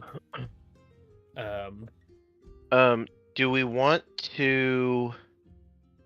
I had posted this in the chat, but do we want to also get a water purifier? Because if it might be hard to get get water, it might be a good idea. We might be able to. It might make it easier. Yeah, I mean, if that's a thing and it's not crazy expensive. Oh yeah, water purifier. It's 5 gold pieces. 5 gold. Yeah. So. It says the access is faction requirements. I don't know what that means. If you're playing Pathfinder Society game. Oh, okay. Or not. We're going off the rails. I only have 3 gold left right now, but I can pull that into a water purifier, or we could keep that on our list and continue to talk about it. I've got enough gold that I could. Okay. That I could do it. Going on we a could long all adventure. then one. That's true too. Go ahead. I'll give you at least 1 here, Schmitty, if you want to add it to your sheet, and I will set mine at 2. So I think everyone should have at least 1 healing potion on them. Yeah, I've got 2. So if you don't have any healing potions, I would definitely They're buy both one of minors, those. but I would imagine we'll just use them for when people get down and need to be up. I've got a minor and a lesser healing potion. Cool. I've got the chalice too, so that's for like, as far like, we really need healing for outside of combat. Well, for during combat rather, because I think like outside combat between my chalice and Gorik's healing ability, I think we should be probably set to like recover from battles okay, given enough time. But like, we don't always have enough time. But especially in the Darklands, like we're gonna be pretty pressed. I would think so. Yeah, I've got healer's toolkits too. A healer's toolkit, so I can do some of that. But again, I think that's mostly Angoric. But it's good to have a couple other people that can at least halfway competently do it in case he goes down for some reason. So Yeah, I have a couple of minor potions, minor Okay. healing potions that I Cool. bought. Josh, I did like that we both got the same 3rd level spell. That was interesting. a Oh, dream you got the message. dreams thing to Yeah, that's what that was. That was going Yeah. there at the end. That's good. Yeah. Yeah, I don't know. Does anyone else see anything that we like? I have a water skin. Like I said, a water skin and 4 rations, and then just a bunch of like general stuff, chalk, oil, like all the stuff that came in that like original backpack thing that I bought. A climbing kit. I would definitely make sure everyone has a climbing kit when we're going down deep, or at the very least, I think the climbing kit, like it says it's got 50 feet of rope, pulleys, pittons, hammer, like all the stuff that you would need to be able to climb with, basically. So And then I've got a grappling hook as well. Yeah, I've got a couple grappling hooks and a climbing kit. nice. Okay. So you can dual wield grappling hooks? Hell yeah. Fuck yeah. Sure. Just Why not? Spider-Man it through the caves. Yeah, and I think for the sake of, keeping things rolling, we can also say that after the session, if you think of something that you wanted to have bought, well, we can do that, but as long as it gets in before the next session starts, that you guys can have it. But you won't have it right now if you don't buy anything before you leave, But so we can always retcon a few things if people want to send me messages and ask about a few different items, things like that. But yeah, what do you think your characters would be thinking? What is the general vibe around this journey down in the Darklands? Well, I think Wakroon probably thinks that the last thing that we did with the Black Dune Thieves Guild was fairly successful. So after a full night of recovery, he's feeling good and ready to go. Almost excited to go back down. Like I think that last time we went down to the Darklands, he was pretty excited to do that because that's being a delver is kind of part of his whole thing is going deep. That's where he feels most comfortable. So he is probably anxious to get going, but also extremely nervous because there's been talk of a worm. And he is not a fan of cave worms, as we remember. But no, with some of the things that's been going on in his life as far as magic and amulets go, he's also maybe feeling a little bit more confident or more prepared than usual. You'll have to face down the worm someday. Yep. The glass shield. Elnat is definitely anxious, just kind of chomping at the bit. Like he would have liked to have gone before, but he also it was like we couldn't just leave the Thieves Guild to their own devices. But this is what he's been wanting to get to for a while now. For sure. Anybody else have any thoughts? Are you worried? Are you nervous? Would be excited to sort of be back in his His element. Yeah, his element. And what he does best. Can everyone see in the dark? Does everyone have dark vision except Huang? Even Yes. Bao. Even Bao? So Huang's the one person that's going to be majorly disadvantaged by what's going on here. Josh, Don't you worry, have some sort of I'll light have- spell, right? Grab a ton of oil. What? Don't you Yeah, have the like a light torch. spell? Like some way to cast Yeah. light? Is that a cantrip, or can you cast? Is there like a limited amount of those? Pretty sure it's a cantrip. So if it's a cantrip, Light. that's good. If it's okay, because if there's I've not, got there's a torches. bunch of items that That's daily preparations. So because there's a Yeah. bunch of items that you can buy that emanate like constant light, like magical, like a If- magical stone that just let off light all of the time. So like that could be something worth looking into if we're worried about. So we can basically just say that Angoric constantly casts light on something of Huang's that she can Yeah. use as a flashlight. Yeah, the one thing is you want to be careful about, too much light. This is very much we don't want to. kind of Mhm. akin to a Mines of Moria situation where it's just like we must pass by unnoticed if possible. Yeah. Well, then I assume there's going to be a moment, like in the mines of Gandalf's, like, I think we can afford to shed a little bit more light and Mhm. see the cool mines that were great animation for 19, what's that, early 2000s, or is that 19? Yeah, Nicholas has 2001, joined. maybe. Has said, I don't think I've ever seen Lorna with her hair down and Sarah has a camera now, question mark? Exclamation point. We are evolving, Nicholas. 2001. We also talked about webkins earlier, Nicholas. You'll have to watch the pod That's later true. to see what happened. I don't know. We'll have to make that our short for today. Yeah. You could try for whatever Lorna said, try for the crown of glory or whatever it was. I don't know. I didn't have webkins. Saint Bernard. Nicholas had That some. was though. great. You're so funny, Brendan. A real ha-ha. Thanks, bro. A real. Nicholas just casually dropped that he used to have 24 webkins. That's a lot. 24. Wow. I'd He have had, been so I believe, a zoo. I think is what you It call sounds, it. that's what it sounds like. Yeah, what's the plural of webkin? I think it's just webkins. Webkins. Ends in a Z. I don't know shit about webkins. Is it like fishes? Yeah. Fishes is Webkins is these.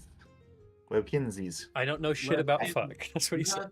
You gotta say that in Ruth's voice though. I ain't no shit about fuck. She's gonna be the new Silver Surfer, which is crazy. I don't know So crazy. how that goes What? at all. She will always have that accent in my head. She's Yeah. also in the Ruth. new the werewolf movie, Wolfman. She plays the mom. Julia, I think her name's Julia Garner. Yeah. But she plays Ruth in Ozark. She's got a real thick Southern accent, but she's Sure apparently does. going to be the Silver Surfer in the Fantastic Four movie. Because At least so in Silver one Surfer's going to be iteration. coming at you, and he's just like, "Are you ready for your universe to die?" All right, Silver back to Surfer. the game that we're actually playing right now. It's the Herald. Sorry. He's the Herald of Galactus, yeah. What do you mean? So, you kind of all take some time to get what you need for this quest. Kind of gather together. Jarelga's there. She's got, she's got some obvious. She's got a pack on her back, and she's got all kinds of supplies and things hanging off of it. But she's just like, "Well, are we ready to go? It's a long journey down, and there's no easy way back up." Let's do it. Yippee skippy! Hey, yeah, happy to Okay. be here.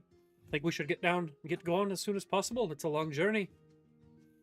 She says, You lead the "What do way. you know about the Darklands? Hey, we've been Read down me there the before. Wikipedia entry." Hey, yeah, one moment, please. We're going to be going into the upper regions of the realm called Narvoth. We're going to be trying to move as quickly and as quietly as possible, with as little light as possible, so that we don't attract anything that we can't take care of. Darklands is a historical fantasy role-playing video game developed and published by Micropose in 1992 Sure for isn't. MS-DOS. The game is set in the Holy Roman Empire during the 15th century. Whoa! While the geographic setting is historically accurate, the game features many supernatural elements. Ready Okay. to go. Well, you hang on to that. We'll come back to that later. Okay. Hey, So yeah, so it's like it's kind of similar to how you all went when you were going to Goldredge, only these tunnels just kind of keep on going down, and like it just after a certain point, those of you that are like dwarves, I think kind of like a natural sense of like where you're at within the mountain. But the non-dwarves don't. You just know that it's dark and oppressive, and you have stale cavern air down here, and it's always moist, and it just gets all over everything. Like it's just like constantly too damp. Like there's never a comfortable place to get dry and feel clean. When you're journeying down there, Jirelga is like, we shouldn't do fires.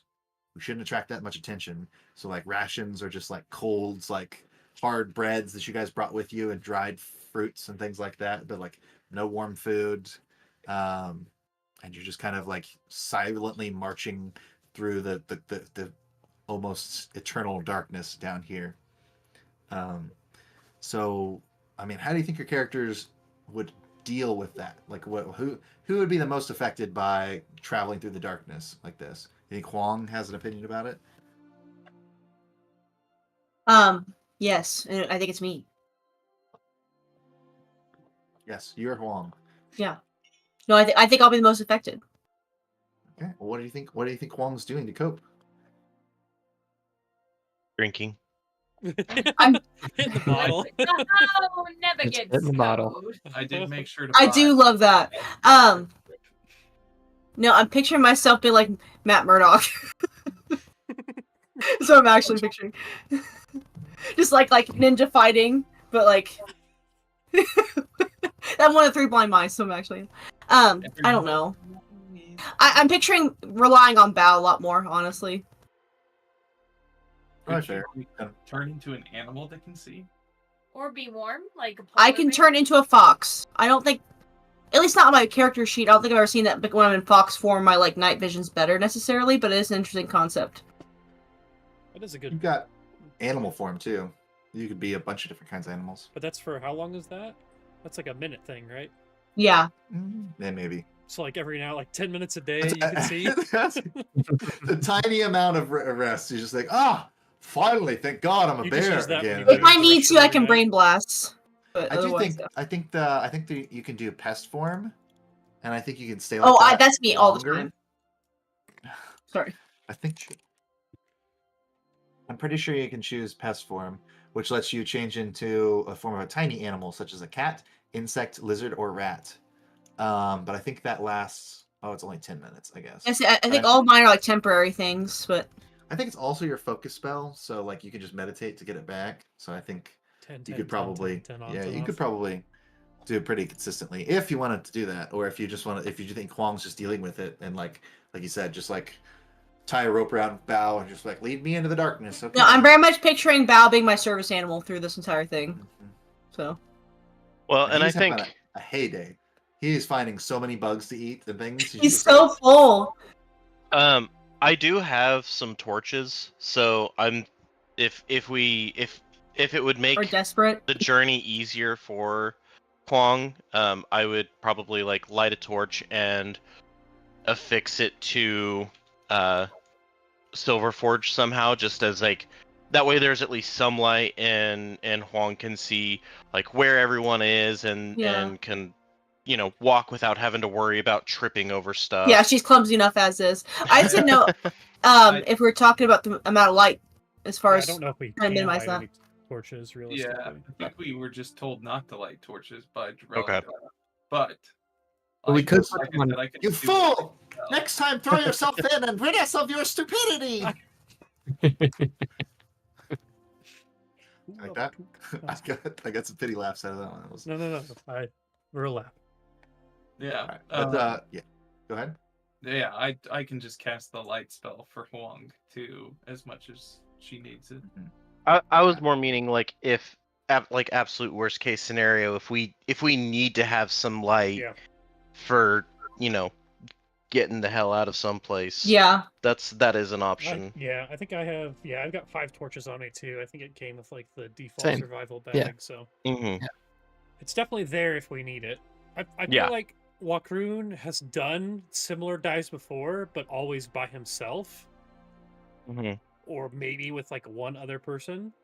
So I feel like this is like a unique situation because he feels like he has to like talk and interact with other people, where maybe normally he would be able to just kind of like keep to himself and tinker with whatever thing he's working on during the evenings. So I think it's a unique situation for him as well. How do you think the conversations would go around camp? Do you guys get to know each other a little better? And you guys have journeyed with each other a little bit at this point, but you still really, for the most part, have only really known each other for a month or two. Sure, let's jump to a campsite talk. How many days are we in? Let's go. Do we need to remove a ration? Yeah, I'm gonna say it's been about 10 days. You guys have Okay. been down here traveling through the darkness. So it's again like I think initially the first couple days of travel were pretty easy. You're still up close to High Home, and then after a while, you feel like yourselves are getting significantly deeper into the earth, and then you're traveling instead of traveling down and at an angle, you're traveling across.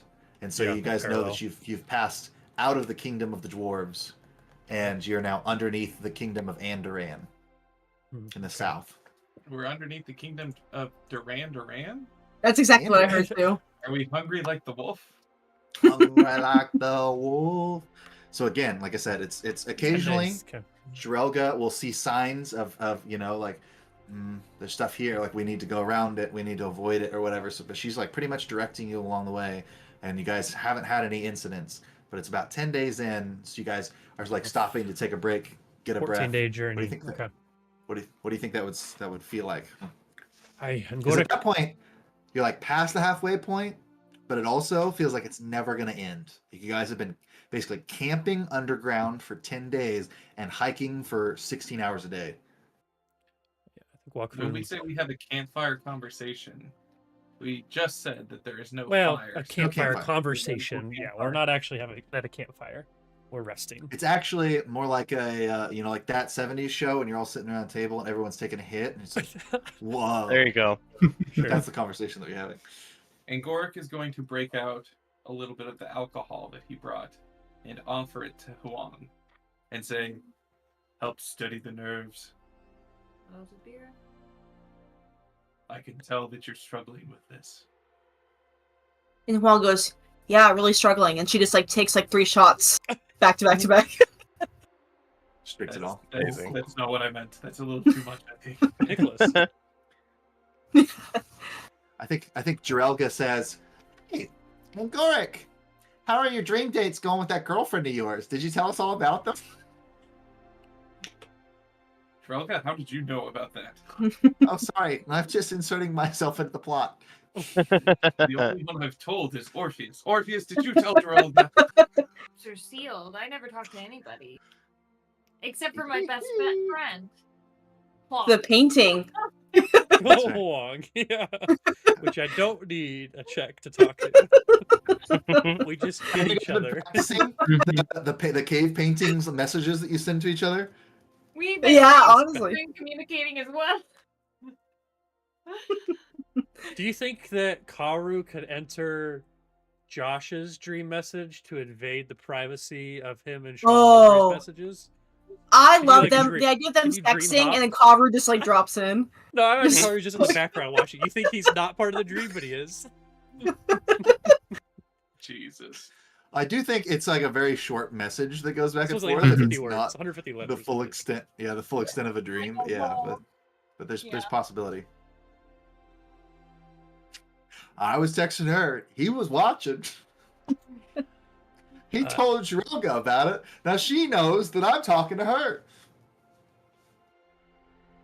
So it sounds like there's a lot of drama going on this 10 days in. Yeah, Kaoru was really just worried about Angoric and Wakurun's relationship and how that would affect the group's general Dynamic. morale. Yeah. I think, So far, so Wakrun- good, I think. Wakrun would go, Angoric, how you Great.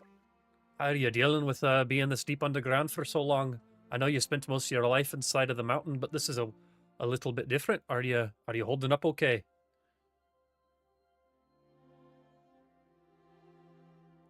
I was wondering the same thing. I'm assuming you. I missed the first Angoric, yeah. part. Sorry, yeah, talking to you, Angoric. Angoric. Yeah. Yeah, my father took me to some pretty deep, dark places in my own psyche, but Same. never took me down here. No, Austin's talking to someone. Is it a girl? No. It's Almost like- definitely.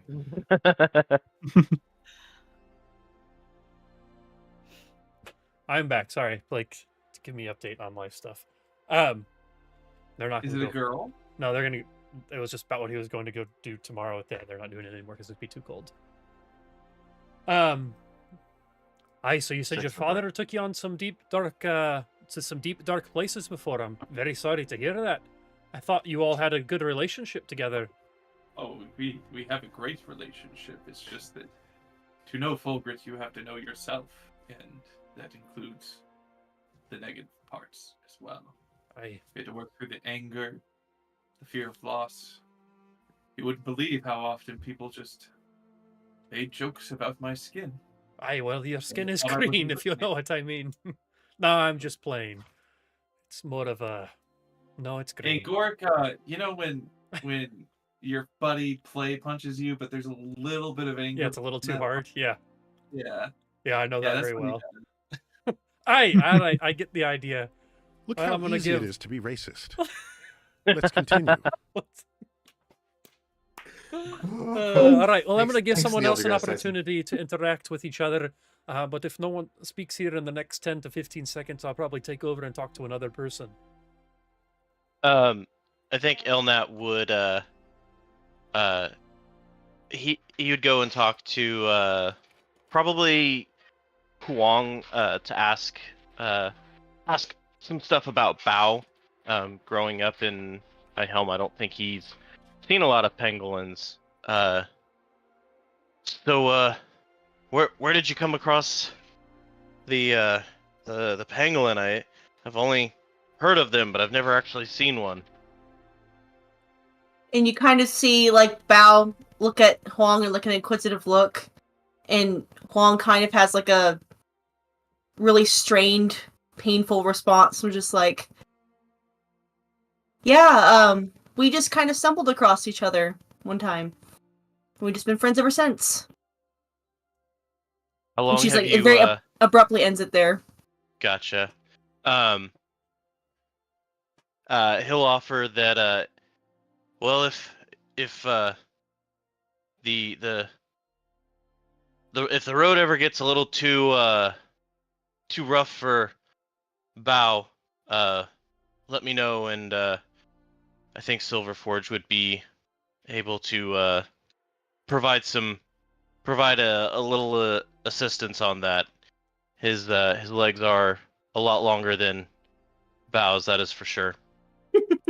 And like in that moment, Bao like walks into Silverforge and starts like comparing wingspan to each other.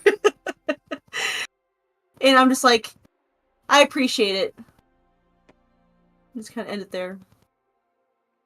Shout out Silverforge. Everybody make a perception check. Ooh. Wow, Oh, our no. first rolls of the day. I didn't even have my dice ready. I'm gonna use the ones that Justin got me. Ooh. I use a Geralt die. Maybe I should use the one that Justin got me. 15 for me. We don't I know what rolled a this 2. Oh. I got a 28. I rolled it in that. Nice. Yeah, 21. 22. 25. 15. Okay.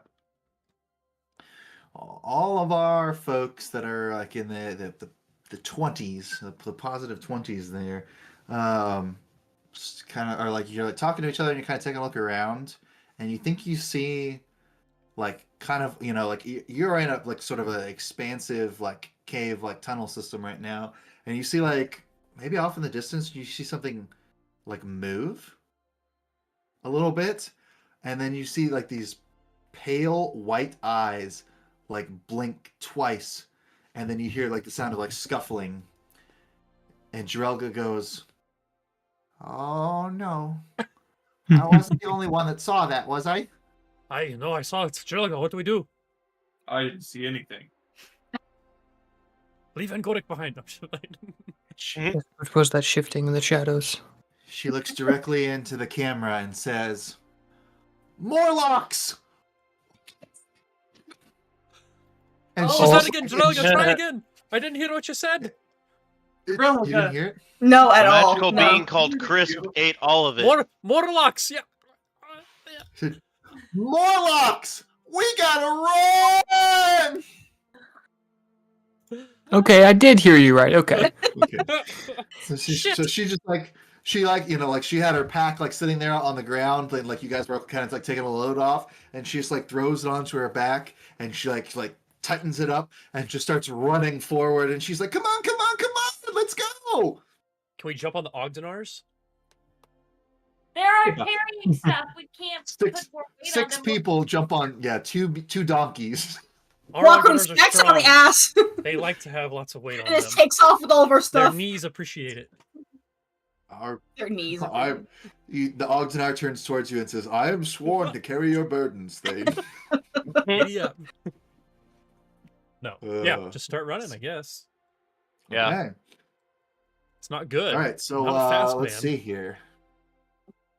I might not be a fast man, but I do have I'm decent not fast. fortitude. All right. So all of a sudden, you hear this. It's very much. I very much picture when the Fellowship is in the mines of Moria, and we sort of pan out, and there's like all of these goblins coming from different directions because there's just like multiple like tunnel systems that are like leading into this cave that you're in, and several of them just start to like sort of like echo with the sounds of like scuffling and like heavy breaths, and then every once in a while like a like they're just like howling. Oh, so there's a So this So is not a there's combat. a This is lot a of them. runaway. Got it. Well, she's just like, we stumbled into a whole village of them. I swear this wasn't here the last time I came this way. We have to pull a Shane, and we have to break one of our compatriots' knees. That way they take them over, and we keep She running. goes, I nominate. Then she kind of looks back at everybody. No, never mind. We just keep going. The Ogdenars, leave them behind. No. Okay. So this is a chase, basically what's happening right now. So there are going to be obstacles that you face, and there you have to tell me how your characters would try to get around them, and then we'll roll and see how many successes you get, and see if you do. Okay. Let's get it. So this initial part, it seems to be just the scouts have caught up to you, and so if you guys could, put on enough speed and get out of the area quick enough, you can put some distance between you and the main like horde that's coming behind you here. So it's Run, bitch! Run! exactly. So yeah, she's kind of like rushing you guys along, and she's like, come on, quick! Unless you can be sneaky about it, we gotta get out of here fast. So yeah, you guys can it suggests maybe stealth or athletics, but if you have any other suggestions, I'm ready to hear them. I think Yep, English I probably like athletics. I'll go with stealth. What did you say, Josh? I didn't hear you. I'm going athletics. Lauren's going stealth. Wait, actually. Actually, Oh. also -2 in stealth. Maybe I should do that because if I roll a 1, that's a -1, and then really that just turns into an infinity. So That's right. That's a thought. But if you roll an 8, then it's just a 6. That's bad. thank you. Awesome. All right, athletics. Here we go. Big money, no whammies, please. Natural fucking 20. Let's go for a total of 30. Nice. Well done. What'd you roll? Pretty good. Oh no. Natural 1. No, Okay, you're good. but low. It would have been an unnatural one if he used stealth. A dirty 1. So 3. 29 for me. Okay, it's a pretty good number so far. Oh, did you 29, reroll? 30. Yeah, I used the hero point. Okay, I was just like, there's no way your athletics is plus 26. Isn't that a 1? No, He's- that's a 7. Wow, that 7 and 1 look pretty similar. I'm gonna go with an unnatural 20 for Okay. stealth. And not use my hero point yet. Sure. Okay. Yeah, I'm gonna roll for stealth as well. Try and Alright. duck and weave behind some rocks and stuff. I did a backpack. Oh, and I am also gonna re-roll that. Oh god. Our first Burning rolls them- of the day. burning them rolls, I guess, early. now. Let's burn them. Still not great. 14. Okay. I got a 29 on athletics. Ooh! Nice. Man, look at the big brain on Brad. Big calves on Brad. What about you, Sarah? What'd you get? What Juan get? I feel like I should reroll too. I'm trying to decide. Yeah, I'm reroll. Yeah, I think mean, it's what- Oh, that was I think this is worse! just we need to get a certain amount of successes over a certain amount of turns. Yeah. That was worse. Okay, well, it's 11. No, I re-rolled a 1. Figured that was worth it. Oh, yeah, that is probably worth it. All right. So you're all kind of rushing through here. Let's see. Okay.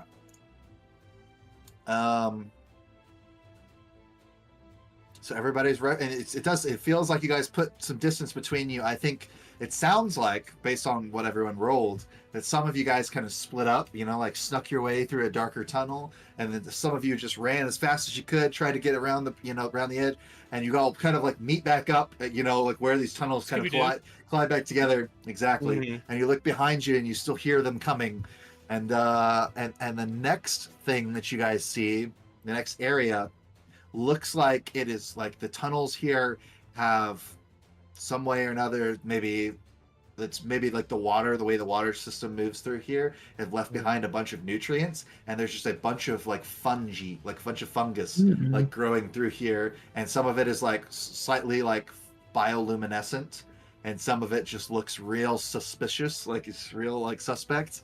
But it looks like it's going to be difficult to get through this next area. There's mushrooms, slime molds, fungal blooms kind of covering the cavern here. Can I do a nature check on it? Yeah, nature's probably a good option. We still have like acrobatics maybe if you're trying to like sneak through here, or survival to know what to do in this situation. But open to ideas if you guys have them. Nature's my best. I get 13 for nature, so. Yeah. I think I'm going to do nature as well. Yeah, I'm not too bad at nature. That's 30 for me, dear. Nice. Hold on. Okay, so Huang got 30 nature. Mm-hmm. Okay. 20 for me, dear. Okay. Correct. Got 20 on what? Nature. Nature. Okay. I got a 16 on nature. Okay. Everybody's going the nature route. Yeah, I could I will not be use going stealth To nature. Is stealth an option? If you Like want to, using if you wanna- my small size to kind of hide behind a. Mhm. I don't know. I got a 24 in acrobatics. Okay. Oh, and I got a 20 or a 28. And you tried stealth again. What about So I have terrain expertise as a feat, so I get a +1 to survival checks while underground. So I'm Oh, gonna cool. roll survival with a +12, and I rolled an 18 for another 30. Huh? Nice. Yeah, rolling rocks. I'm gonna keep using this die. Okay. So it seems a couple of you did pretty well trying to navigate this fungus garden. Huang obviously had the advantage, knowing a lot about the nature that's there, while Kroon also did pretty well with his survival check. Let's see. I've seen tunnels like this before, maybe. I've seen it before, but never like this. Okay. So you guys, that's enough successes to make it through that area as well. But now the tunnel kind of narrows down to this like very, very tight squeeze, to the point where everyone's gonna have to like take off their backpacks and kind of like shimmy through this like cliff, like this rock face for a little bit. It's like barely enough room for you guys to get by sideways. The Ogdenars are gonna have a tough time with it, but you should be able to make it through. It does look like if you have climbing equipment, you could try and go over like the narrow pass. Like it's very much like a V shape, but you would have to be like climbing your way through. So acrobatics, athletics, reflex, but if you have other ideas, let me know. Acrobatics, athletics, reflex. Okay, reflex save. Just do reflex. Performance wouldn't fit in there, right? Probably not. 13. How would you be using performance to get through there? I'm performing. You would pretend to be a rock as the Murlocs run by. Yeah. I think that one would be a very difficult check if you wanted to use Okay. performance to. I Okay. got a 32 reflex. Woo! Nice. I could not roll a 32 reflex. I got a 23 athletics. Yeah, I'm gonna do reflex now. I'll do athletics too. I just rolled reflex and got another nat 20 for a Ooh. 30. I'm not kidding. I rolled a 19 with a plus 11. All right. Another 30. Another 30. Okay, and you did athletics, right? I did reflex. Awesome. Go. I got 19 with athletics. Okay. What about Elnat? 20. Elnat got a 27 reflex. Literally Some rolled of a you, 20, it looks like, 18, are 19. kind of taking the chance to climb up over and then grabbing some of the gear from everybody else. Come on, come on, come on! And then some of you guys are just like trying to slip through underneath as quickly as you can, and all meeting up on the other side. A couple of critical successes there. You guys make it through there really quickly. And it seems like you listen for a moment, and they're kind of like dying back a little bit. It's like you guys have made some ground here. Maybe if you keep going at this pace, you'll be able to get rid of them pretty easily. Okay. Now, this next part, it looks like there's like streaks of water across this tunnel. Like it's really easy to slip on. There's like puddles almost, and so if anybody has like cave lore or perception to spot the slippery spots, My Or if you wanna terrain try something else. expertise is underground. yeah, Ditto. is that you said that applies to your survival? That's a survival Yeah. check. Could I do Yeah, I'd let another- you use that. I'll do the same thing. Could I do another acrobatics check for like navigating the? Okay. Come on. What were the options again for rolls on this? I said like cave lore, perception maybe. If you've got it, I'm gonna do you could also. Perception. That's why, because I don't have I cave rolled lore. a 30, or I have a 30 for acrobatics. I did not get 30 this time. I did I roll a got 15. I rolled a 15. I got a 26. I rolled a 2. I got a 15. Wow. I got a 15 as well. I also got a 15. Oh, I got a Nice. nat 20. Oh, very Nice. nice. Look at the big brain Okay. on Sarah.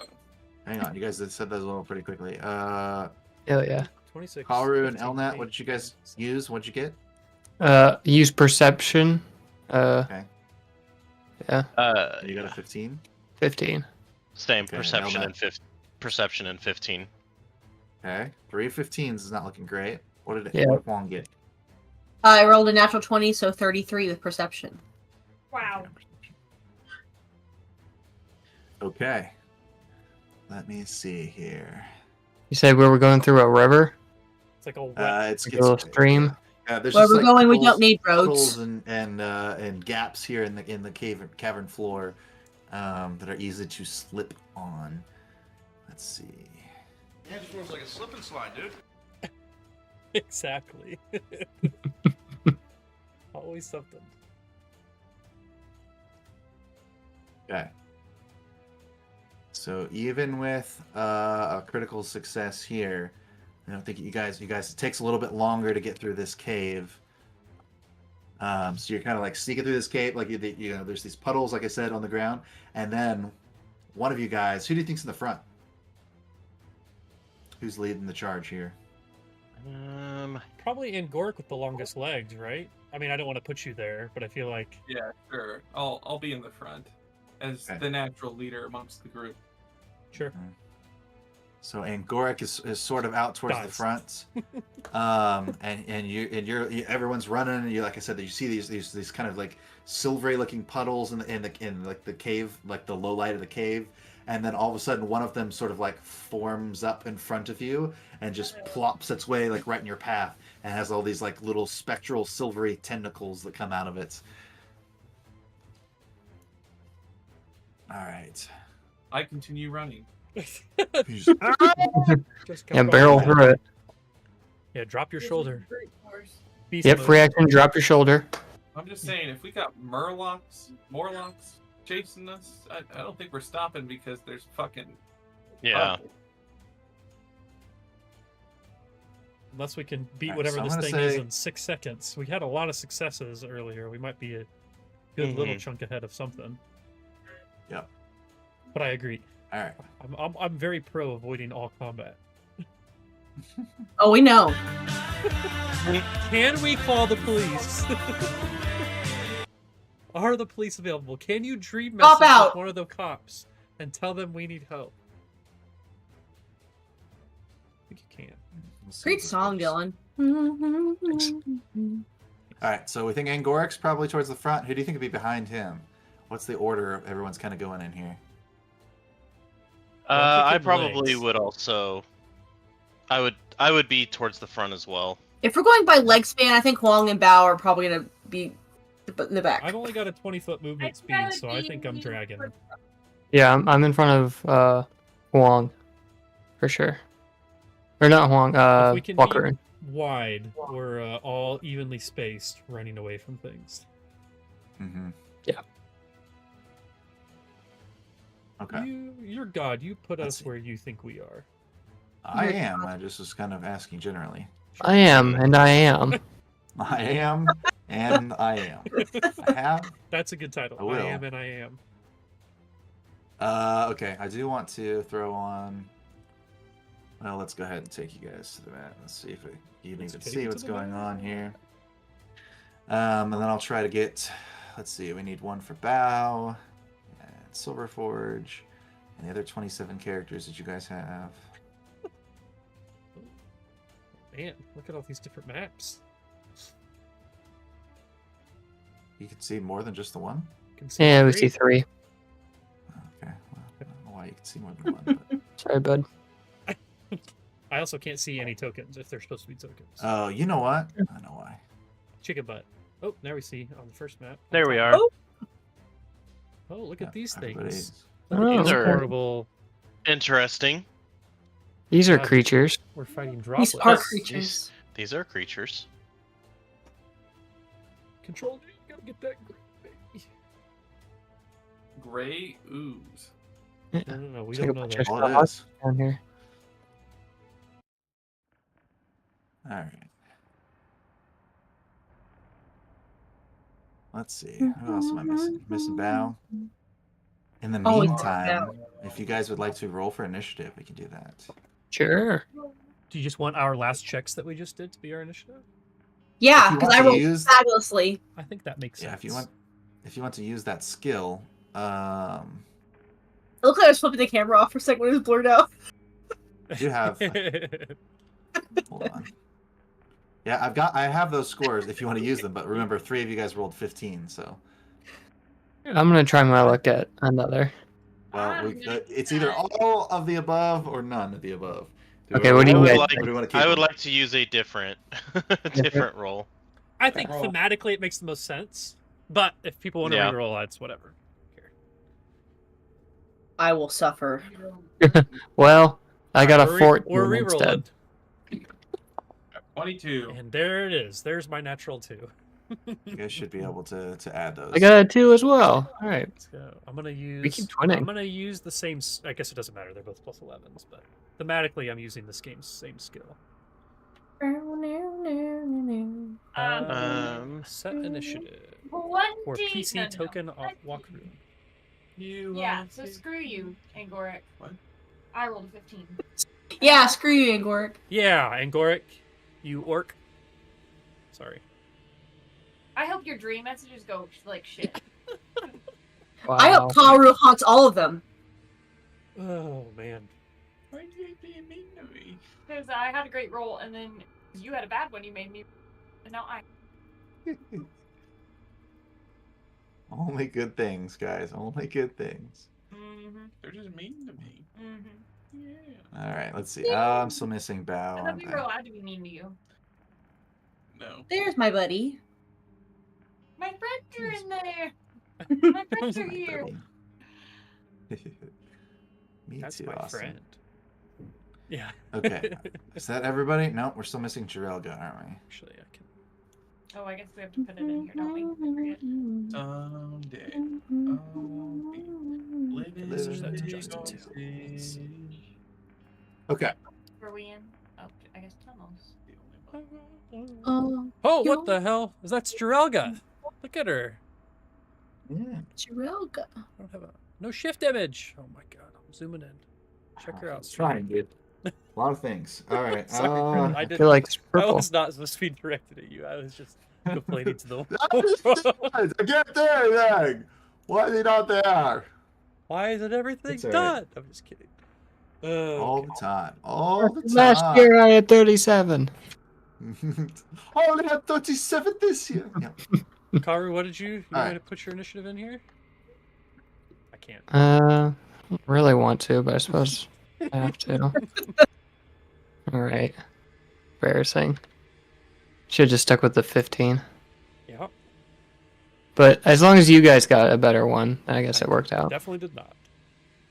Well, Elnet and 26. and Goric did, so I'll take it. Oh. All right, Sarah, what did you get for your initiative? 29. It's pretty good. Yeah, it is Nice. pretty good. Thank you for recognizing that. What's your bonus? What did you add to your dice roll? 13. All right, so you come out into this cavern with these puddles that slowly form up into these like ooze-like creatures that are gray in color. It's a lot of the description that we've gotten so far, and it looks like Huang is the one who acts first.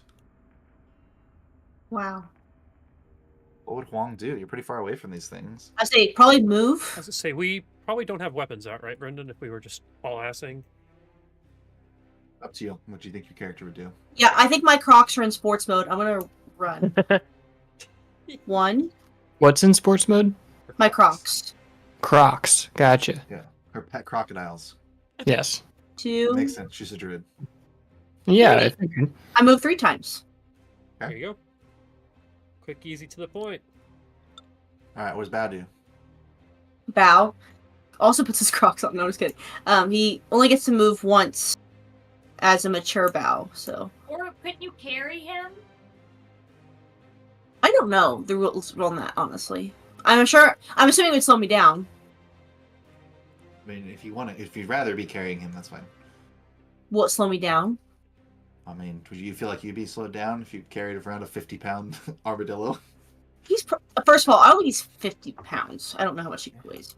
Sarah is the strongest boy in school. You don't understand That's- how many chairs she can carry. That's true. But Okay, let's. it's Huang. Yeah, sure. That's Let's say I carry about the whole time. If Perfect. that's what you want to do, if that's what Yeah. you want to do, that's fine. So these things are gonna react, and this first one is just going to start slowly, inexorably moving forward. Let me see. Yeah, that's kind of what I thought. Okay. And then it's gonna be Elnat's turn. Oh All no! right. Coming. Muck. Oh, Muck. man. Muck. Are these the water? So I'd have to double. Yeah, they're the great goose things. That's the way you said it. You said Um, Elnat. Elnat will one action for I think Elnat is he'll take one action to draw his warhammer. Okay. And then he'll move 25 feet up. And then for the third action, I'm gonna give Silverforge 2. And I'm gonna have him come up and he will swing with his tail. Guys, have we even tried to reason with these oozes yet? Don't get them started, Austin. We're gonna fight, Austin. Austin Okay. says, "We need to call the High Helm Guard. They'll be here in 10 Where are days." the police? Oh my god. Does a Let's recommend them. And go on, dream 17 message them. hit? 17 will hit. Okay. And that is a D8. Where's my D8? There you are. For a total of, let's see, 3, and it's plus 3, so 6 damage. All right, so 6 damage, and it's bludgeoning damage. Correct. The tail. Okay. Yes. All right, so he slams into this thing, and the body kind of like vibrates and kind of splashes everywhere. And you see that when Silverforge's tail comes away, it's smoking, as if the creature's body is acidic to him. But in this case, it will do a little bit of damage. That one will take some damage. Uh-oh, spaghetti. Silverforge hasn't taken any damage yet, but it does look like that's probably not a good combination. Constructs, maybe. Interesting. Okay. All right, Forge that done. was Elnat's turn and Silverforge's. So it's Angoric next. And Uruk? Angoric is going to stride forward to be alongside his good old religious buddy Elnat. And he's Brother gonna in ready Christ. his warhammer and his shield and cast guidance on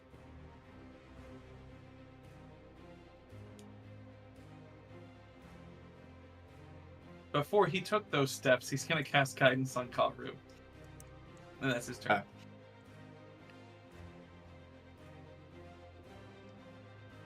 Which means you get a +1 on your next roll, buddy. Cool. Nice. Buddy. Is that 4 actions? That was 3. Step, ready. He pulled out his implements Warhammer. as one action. Oh. Okay, because I thought you said Warhammer and Shield, which should each be 1, right? To pull them both out? Would they each be 1? If so, then no guidance is allowed. Yeah, I think it's an interact action for each item you pull out. Probably. I will make do. But thank you, Angor. Sorry. I just was...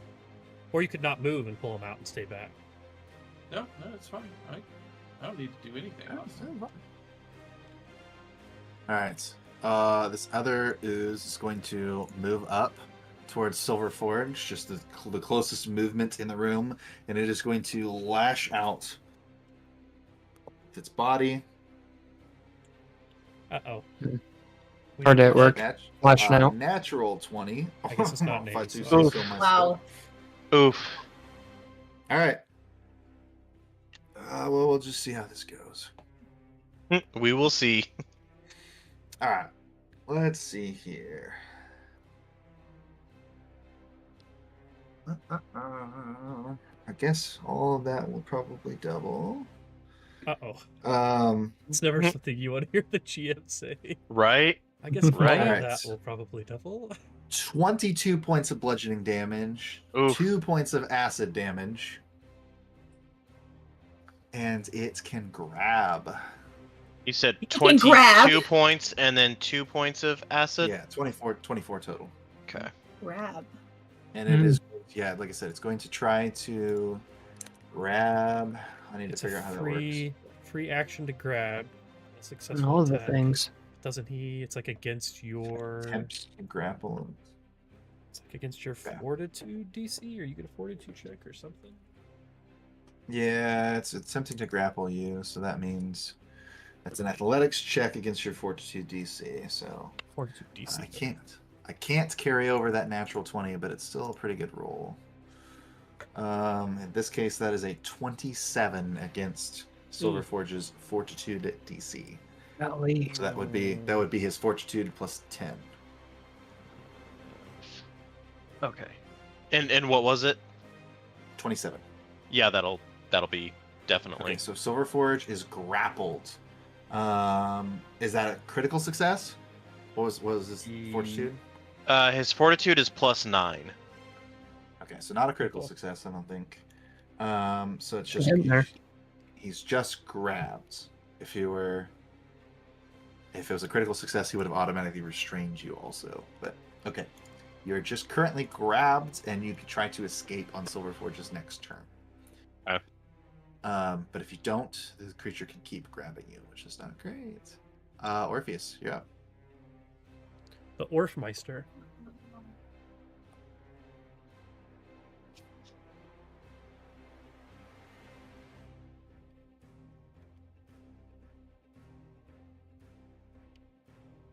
Slide to the left. You know what I forgot to roll for? Crisscross. But clap hands. We know what these things can do. We don't know anything about them. Our good buddy Wokrun hasn't taken his turn yet.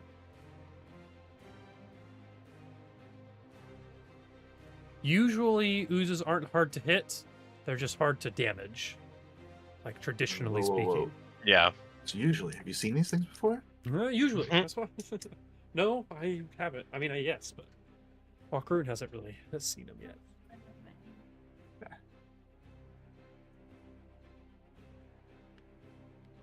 I give these things 20 extra hit points every time you make a A meta, meta comment. assumption of them. Exactly. Alright, I'm gonna go. There's 6 of them now. They're I'm going to use my. multiplying Sorry, I have two asexually. windows open.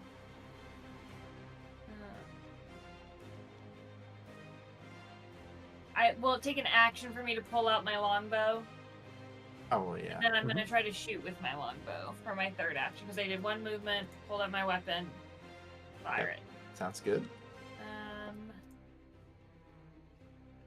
She's like, Okay. Well, that's not so great. 14.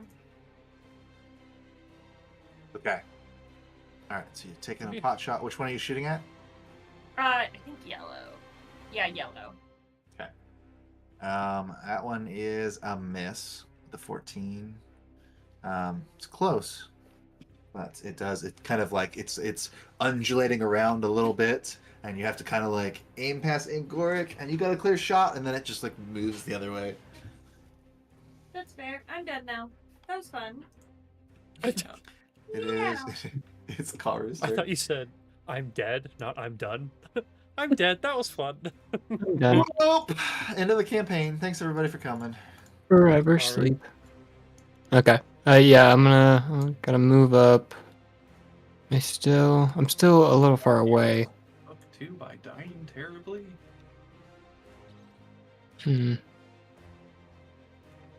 actually just gonna move. I feel like a psychic has a rough time against things that probably don't have a mind. Yeah, that tends to come up. But I've got workarounds. Yeah. It's okay. Yeah. But in the meantime, I'm focused on movement. And so I'm gonna double move to kind of get into the center of the group here, and then I will lock minds with Rockroon and issue a command. Yeah. Move forward. We need all the help we can get. All right. I took 20 feet. That's all I can I do. was planning on doing that anyways. Now I can do it again and again. Nice. Again. Again. Again. God. And So dumb. Brendan, I'm being silly. I'm going in the middle of the group. That is what my character would do. Okay. So you're hiding out. Yes. All right. I was being silly. Silly Willy. Okay. All right. It is this third creature's turn. It's just going to move towards this mass of bodies, and then it will be Walkeroon's turn. All right. Walkeroon is going to start by he's going to hold the amulet in his hand that he's wearing now, and he's going to, for all intents and purposes, he now has the amulet in his hand. As his first action, he is going to take another 20 feet forward as a second action, and then third action, he is going to roll my exploit vulnerability. It says Ka me ha. And he says, I just gave up. I didn't know if he could really do it or not, but I wasn't gonna take any chances. You know what? This feels like a big roll. I'm gonna do the boulder on my floor here. The boulder. Just a boulder? Not What's very wrong? good boulder. Let's Very see, good but it boulder. doesn't matter. That's a 21 against a standard DC for its level. And I need to know what Gotcha. level of success that is. Roger. I will let you know what level of success that is for these creatures. You got a 21. 21. That is a success. I'm in yellow. It is a success? Yeah. Okay, so a success means I recall an important fact about the creature. I learned its highest weakness, but not its other weaknesses, resistances, or immunities. Weaknesses soon, dear. Well, Krun took his turn. And then it's also a general knowledge check, but I will wait to hear about that too, so I can like the name of these things or whatever. So I will say these you do recognize these as gray oozes. Okay. Spoiler alert. They are in terms of weaknesses, they don't have so many weaknesses. okay. I will no tell weaknesses. you that you know that it is difficult to slash or pierce them. Okay, so they're resistant to slashing and piercing. So our Yes. best bet is bludgeoning. Okay. And in that way, it is almost like a weakness. But it's not. Yeah. They don't take more damage, they just take the damage. Got it. Correct. And tell me if I'm asking too much here. Would we know like what specific kinds of magic hurt it? Like fire, like are they normal to like fire, cold, that sort of thing? Yeah, you don't recall know. anything specific about that, unfortunately. All good. All right, I let the group know that. Like, I don't try to pierce or slash them. Bludgeoning. We must hit them with blunt objects. And that is all I can do right now. So 2 actions, and or I took moved, or grabbed the amulet, moved, exploit vulnerability on Okay. yellow, particularly. Let me do this thing really quick. Girls, you feeling tired? Sleepy? Uno mas round or sleepy. end here. How much more time are we talking? I'm asking you guys. So we can do another round, or we can go to bed right now. Yeah, it'd be an extra round or not. I'm good with either. Same. Let's do it. One more round. All right, we're gonna keep it rolling then. I can't find Jarelga's character sheet, so she is currently holding her action. It is Wong's turn. Beautiful. All right. Jarelga says, Jarelga mimes that she's screaming. Yeah, that's what it seemed like. I'm gonna just uninstall. No, this. don't. Please You're don't. gonna hear every awful thing that I do over here. We're making fun of it, not making fun of you, Brendan. Mm-hmm. With you, not said at you. Although it is a comical moment when it happens. That's inevitable. Yeah. Yeah. That will never not be funny. Sorry. Big sound, no sound. I think I'm gonna do. We rested, right? Mm-hmm. This last big combat? Okay. Full on Earth thing. Yeah, I'm gonna Aqueous Blast this one. Oh yeah. Bring him back to Aqueous Breaking out Blast. The old Aqueous Blast. Hey, by the way, that takes 2 actions to prepare it.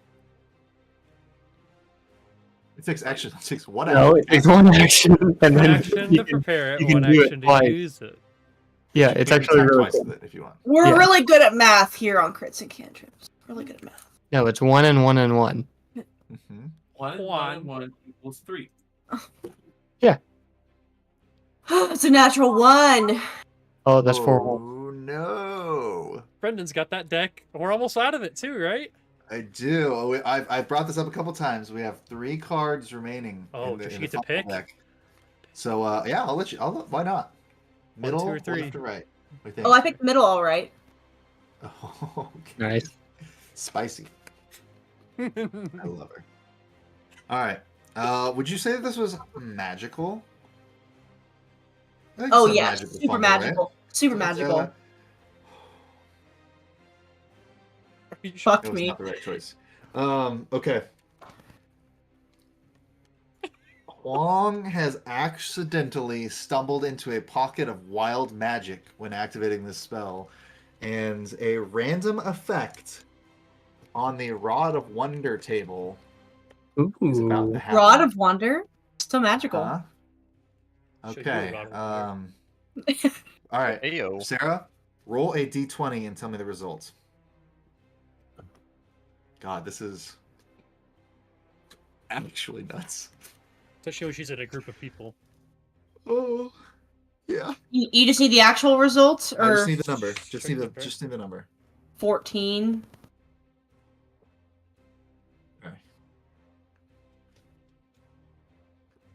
That was an okay Could edit. have been. Could be worse. It could have been much worse. Cool. I mean, there's some of these that would teleport her to another dimension, and that's just it. It Oh would my just God, be sounds like a over for fight. that character. It would separate me and Val. No way for a 5th level character to get back from that. But in this case, you are affected by a confusion spell. So roll a will save here.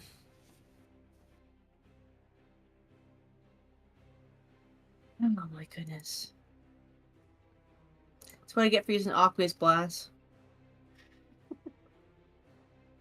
Luckily, there's only one action. 28. Wow. That is definitely a success here. Let me see. Actually, I don't know. I've been all over the place today. Do we lows recall? and Is highs. it what the DC is for fumble? It should say there's the front card of the I don't know. deck Ask the has Chiefs. all the rules on it. I can look Yeah, I because don't know where that is. I have mine for the special rules. Effects that scale by level use the attacker's level. The save DC for an effect inflicted by a PC is their class DC. So that's probably the same for crits and fumbles, whatever your class DC Yeah. is. So what's your class? Oh, I've got your sheet. Hang on. Yeah. Depends on your proficiency bonus. Yeah. Where someone see where our class DC is on our sheets? Above Yeah. perception. Mine's 21. 21, yeah. is what Mine's mine is too. 20. So 28 either Yeah, I way think yours is probably 21. is going to be a 28 is a success, success, but I don't think it's a critical success. So in that case, okay, now I have to find that tab again. Easy peasy. You're Okay. only slightly confuzzled. Yeah. Same. So Huang is babbling incoherently, and Track. in that sense, she is stunned 1. Okay. So That for could have been for- worse. It could have been much worse. Yeah, like I said, you could have been transported to another dimension. I believe. Wild magic is crazy sometimes. Wild. Yeah. You could have been slowed. You could have turned It invisible. could be Loki. It's literally it says a fountain erupts and sprays wine for 10 minutes. 4 singing Wine? skeletons appear and serenade your allies for 1 minute, granting you all +1 status. Josh already did that. so there's a ridiculous amount, of things that could have happened there. Actually, there's only 20 things, but it's crazy, all of them. But that's an option, and it only affects you for 1 round, so it's really not too bad. It's all one You're action. stunned 1. That was only 1 action. I think. No, Aqua's Blast was 2 actions. Well, it's an Um, action to cast it and an action to attack with it, but I think you Yes. have 1 action left in your turn. Exactly. What am I supposed to do when I'm stun 1 now? Well, that's Lick what the I wounds don't. for an I action? don't think. You might Well, because be you done. you cast it for 1, and then to what she was rolling for was the hit, right? For the I'm gonna second give Bao action. another So move she for has my one last other one. action. Okay, that's fine. So Bao's got 2 actions. What's Yep. Bao gonna do? Bao's gonna run up to this guy and slash him. He's gonna attack the acid ooze. Yeah. Yeah, stunned impacts every Man, time you would gain. Chris your took all of that, Brendan. Did it really? God. I damn, heard you. okay. I heard you more through the floor than anything else. Yeah. with her tremor sense.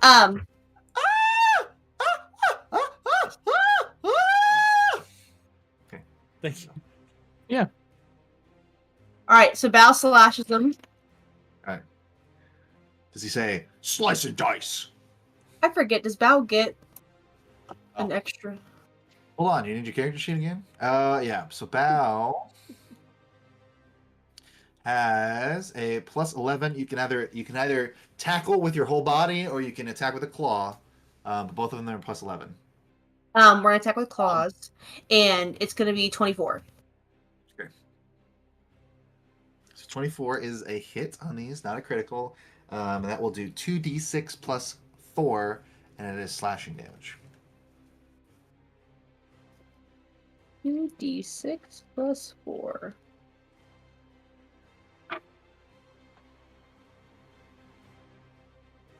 Is that 9. 9? Mm-hmm. Or like no? 9? 9. So some of that doesn't go through because he's trying to claw at this puddle, but he does a little bit of damage there. That is He Juan tries his Val's best. turn. He tries his best. He does what he can. Let's see. I don't remember. I don't think red. We don't see them Hit in the last initiative turn, tracker, right? by the way. Red, I think, was the one that. Did red miss Silver Forge? Yellow hit. Yellow hit Silver Forge. Red, we learned that they had acid because red is who got hit by Silver Forge. Oh, okay, Silver Forge attacked. Okay, yeah, okay, I Yes. got you. This guy just moved up, and then Silver Forge moved up. So he's not grappling, but he sees the other one is grabbed onto Silver Forge. So this one is just going to move forward, and then it is going to attack Elnat.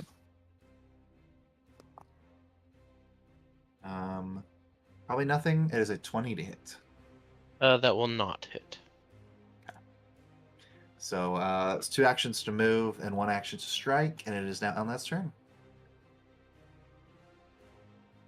All right. I'm gonna give 1 action to Silver Forge for him to move here. He has to escape first. He's Oh, currently that's grappled. right. I forgot about that. Do I still give an action for him to try and escape? I'm assuming. Yeah. Okay. Yeah, so yeah, escaping I'll is go an ahead and action. do that then. Okay. You can attempt to check using your attack modifier, so your normal attack roll, against the athletics DC of the creature. Okay. Or you could choose instead, if it's better, to use either acrobatics or athletics. Let's see, his acrobatics. Acrobatics is gonna go against DC. I'll go ahead and just use the attack modifier. I'm gonna guess a 16 does not make it. No, I don't think so. You're going against the, I just said athletics Yeah. DC. Yeah. And then if the So second 16 action he yeah, I don't does remember. to Sorry. escape, would it still be like the -5 that it is for Mhm. for the attack? Okay. Yep. He'll go ahead and do it. Might as well. Better. 23. 23. Yes. Let us see. 23 is the DC exactly. Cool. So Silver Forge has now escaped from the grapple, Cool. but he can't. Yeah, he can't do anything, but he's not grappled. Yep. Cool. Yeah, if you get a critical success on that check, you can also move 5 feet away. Nice. But, Cool. So that's Silver Forge's two Forge. actions. Elnat Elnat will gonna take do a his- swing with his newly acquired Warhammer. That is a 30 to hit. Okay. 30 is pretty Yes. good. I believe that would normally be a critical hit. These Only this things thing are doesn't do a immune. critical. Mm-hmm. All right, my 2d8. I got 6, 4, so 10 plus 3, 13 total damage. Okay. 13 bludge. Bludgeoning. Yes. Yeah. All right. On this one that's been hit before, Mm-hmm. you'll get hit again. Okay. So you slam into this puddle, and there's silver spray goes everybody. And I'll go ahead and take another swing since I've got another action and this thing's in my face. That was a 16 to hit. Okay, 16 is going to be a hit. Okay. 11 plus 3, 14 bludgeoning that time. Okay. So a couple of heavy hits on this thing, but it looks pretty tough. And that'll be Angoric's me. turn. What's Angoric thinking? Angoric, you're muted.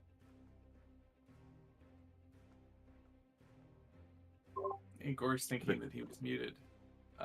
Excellent. And Gorik is thinking that he can't really heal Silverforge, the poor Velociraptor guy. And so Sure it is. instead, he is going to take his Warhammer and attempt to strike the ooze in front of him.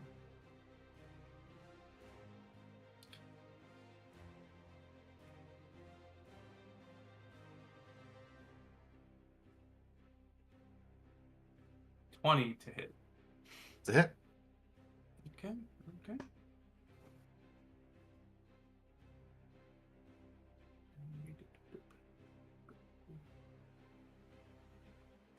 7 damage. Bludgeoning. Okay. You guys are hammering this guy. Nice.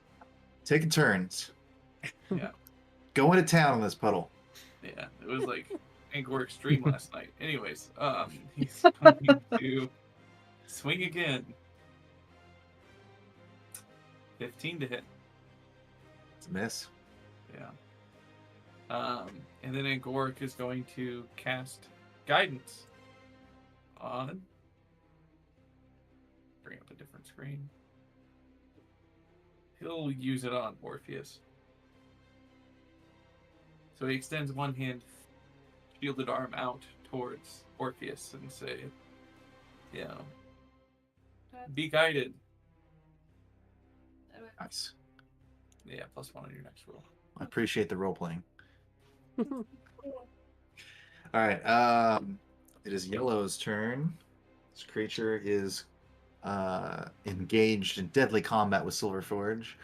Some of his acidic arms are attacking Austin's face. All right. Oh my God. Okay. I rolled an incredible roll. Nope. It's new round, and he escaped the grapple. So. Oh, that's right. Got it. First hit. Did really well. That is a 34. Oh God. Yeah, I think that's gonna hit pretty much Probably. anyone. Probably a Is crit. that a crit on Silverforge? I'm obviously. That's definitely a All crit right. on me. All right. I think it would be crit on anyone who's like under 10th level, probably. Yeah. Okay. Oh, I screwed that up last time. Okay. I rolled much higher for damage this time. Love to I hear have to it. double it. I have to double it too. I'm sorry. That's going to be 26 bludgeoning damage Silverforge is down. and 10 acid damage. Yeah, So, he's down. That's all at once, though, right? all at once. That's all at once. So he just So- goes. It was a crit. Ooh, I don't know how Silverforge. We're gonna have to look that up. I think Silverforge is just damaged. I don't think he has like the dying condition. Yeah. 'Cause he's a I think he has to be repaired now. Yeah, he Okay. does. Silverforge It's not the Silverforge first is- time he's been down, but yeah. is It's outie. Don't you worry, I that's- could mend him if need be. I think so. This thing slams into Silverforge, and there's this spray of acidic, and it like mixes with Silverforge's like oil and stuff, and so there's kind of like a small like, poof, like Grease. Grease burst of grease and stuff that flies out in the air, and this thing kind of like sort of tries to encompass him for a second, and then realizes he stopped moving, and then he's going to just scoot on over to Angoric and take a second swing. All right, that is only going to be a 15 to hit. Oh, wow. That does not hit. Ah! All right, it misses. It's Orpheus's turn. Okay, I'm going to try to hit Yellow again.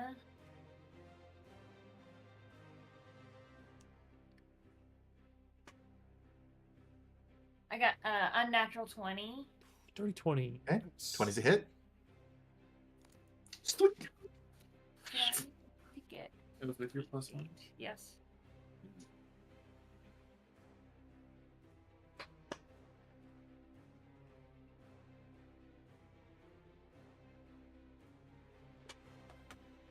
Oh. 9 damage. 9 damage with an arrow. On yellow, that is piercing damage, so it looks like it ignores some of that damage. You gotta put a big punchy glove on the end of your arrows. Yeah. Next time, maybe. Okay, fire an arrow into the puddle, and it flies through. The splatter of silver goo. I guess in that case, if I were to move up to yellow and punch it, would it take me? Would I not have an extra action? Because would I have to put my bow away? You punch with one You have hand. to pick whatever weapon you It's my fist. What do you mean? Yeah, but you could punch with the other fist. I think can that's I right. can I have my bow in one hand and punch Oh, him? you could. I think you can kick them even. I think you kick can him. release a Ah. grip. Does the bow say two-handed? I keep pulling up the wrong thing. I'm sorry. Because to release a grip is free, so worst case I think is that it would be an extra action next turn to re-grip your bow. Should be a trade Yeah, and I'm on just- them. I think I'm just thinking of Kate, and she's a monk. Right? Yeah, So so it like might be underneath different. the name of it, like where it says like at or maybe not. That could be Does right. not say that. Okay, if you click on options above it, it should say one of those options there, I think, says how many hands. And then scroll down to the bottom, it should say what hands it has. Hand 1+. Hmm. The big you can make an unarmed attack without having hands free because you have feet. Good. I Oh. just don't know, as a character who is not a monk, I don't know if you do any damage with unarmed attacks. I have fist listed on my weapons too, so What is Yeah. it? What does it say? 1d4 plus 3 bludgeoning. Mine says 1d4 plus 3. So Okay. Then that's a viable option. It is your second attack, so it takes that -5. It's actually I will agile, use so I that second. think it should be a -4. mine's right? still a +9 for my second attack. Yeah, you should be good. Yeah. I'm gonna use a Okay. hero point because I just rolled an at one. Do you have another hero point? I Did you haven't use used one, She didn't use one during that first part. even though Josh Just, screwed me just a over. I couple didn't of you guys did. Yeah, just everyone else. Not me. Wow. Okay, I rolled a nat 1 again. You rolled Okay. back to back. Double Chances snake are eyes. 1 in Nice. 400. 1 in 400. All right, that's not nothing. 0.25% A, chance. The one that is closest to your Captain America shield. Your left. I guess in the picture it is That this one. Yeah. The one Yeah. you just Okay. pulled away. Yeah. All right. That's not that. Oh, okay. I didn't want to mess up left and right, so that's made the most sense to me. Oh no. Okay. This one's pretty good, actually. It's called. So if you'd used a weapon, it would have been something different. But since this is an unarmed attack, it is the Whirlwind of Shame. You slip and hit every creature adjacent to you except for the target. Oh, you just punch Angoric. So Just you just kick Angoric in the nuts. So just 1d4 plus 3, I guess. Silver Ford just did spray some grease everywhere, so the floor is a true. bit You're slippery. slipping. We established that this cave was slippery before you guys Sure. even got in here. It's true. So just 1d4 plus 3 damage to Angoric.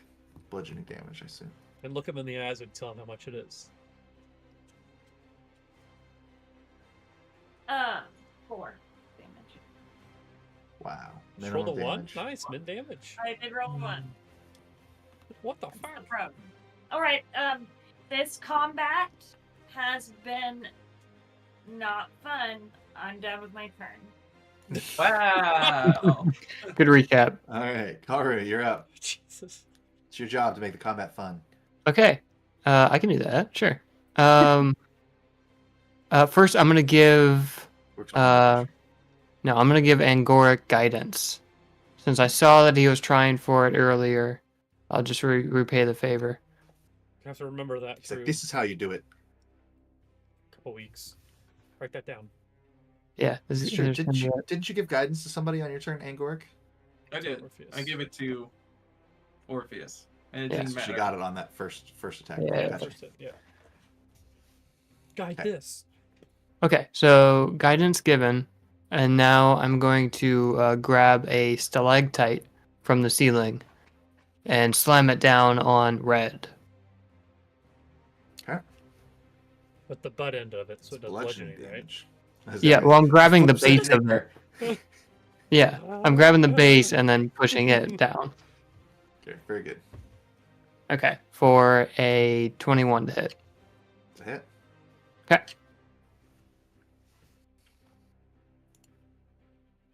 Nine. 17 bludgeoning damage. Whoa. All right. Nice. It's a hell of a hit. That is a. It's a level 5 damage. That's a solid hit right there. Slam down in this creature, and it shimmers, and then continues to reform. Ooh, Still above fighting. the stalactite. That's cool. Mm-hmm. It now has Alright. stalactite weapons that it can use against That's it. it's it. Yeah, it forms two rock fists, and smashes them on Eldad's head. Oh, we're into their second form. Oh, That's shit. right. Yeah, All second right. phase. Okay. Is that all Karu's turn? 1 and To 2. move or anything? Okay. Oh, that's true. You did guidance first. Yeah. Okay. Being a lad. Orange, orange, orange. Okay. It's Orange's turn. Orange has got a clear shot on Bow still. What a bastard. Boo. Damn, I'm rolling rocks for these guys. That is a 33 to hit. I have Bow's character sheet It's gonna be a somewhere. hit. Oh, but maybe a crit. I know it's a hit. I have to see if it's a crit or not. Apologize in advance for animal lovers everywhere. Did you ask if I the said- 33 was a crit? Yeah, So it is a yeah. crit. I mean, All right. I don't know. Bow's got a 20 AC, so he's up there, but he's not up there. All right, so this thing is going to dish out some damage. It's done. I've gotten 3 critical hits with these uses so far. Yeah. Crazy. All right. That is going to be on our friend Bow. 22 bludgeoning damage. Oh my gosh. 12 acid damage. oh my Mm. god, is now dead.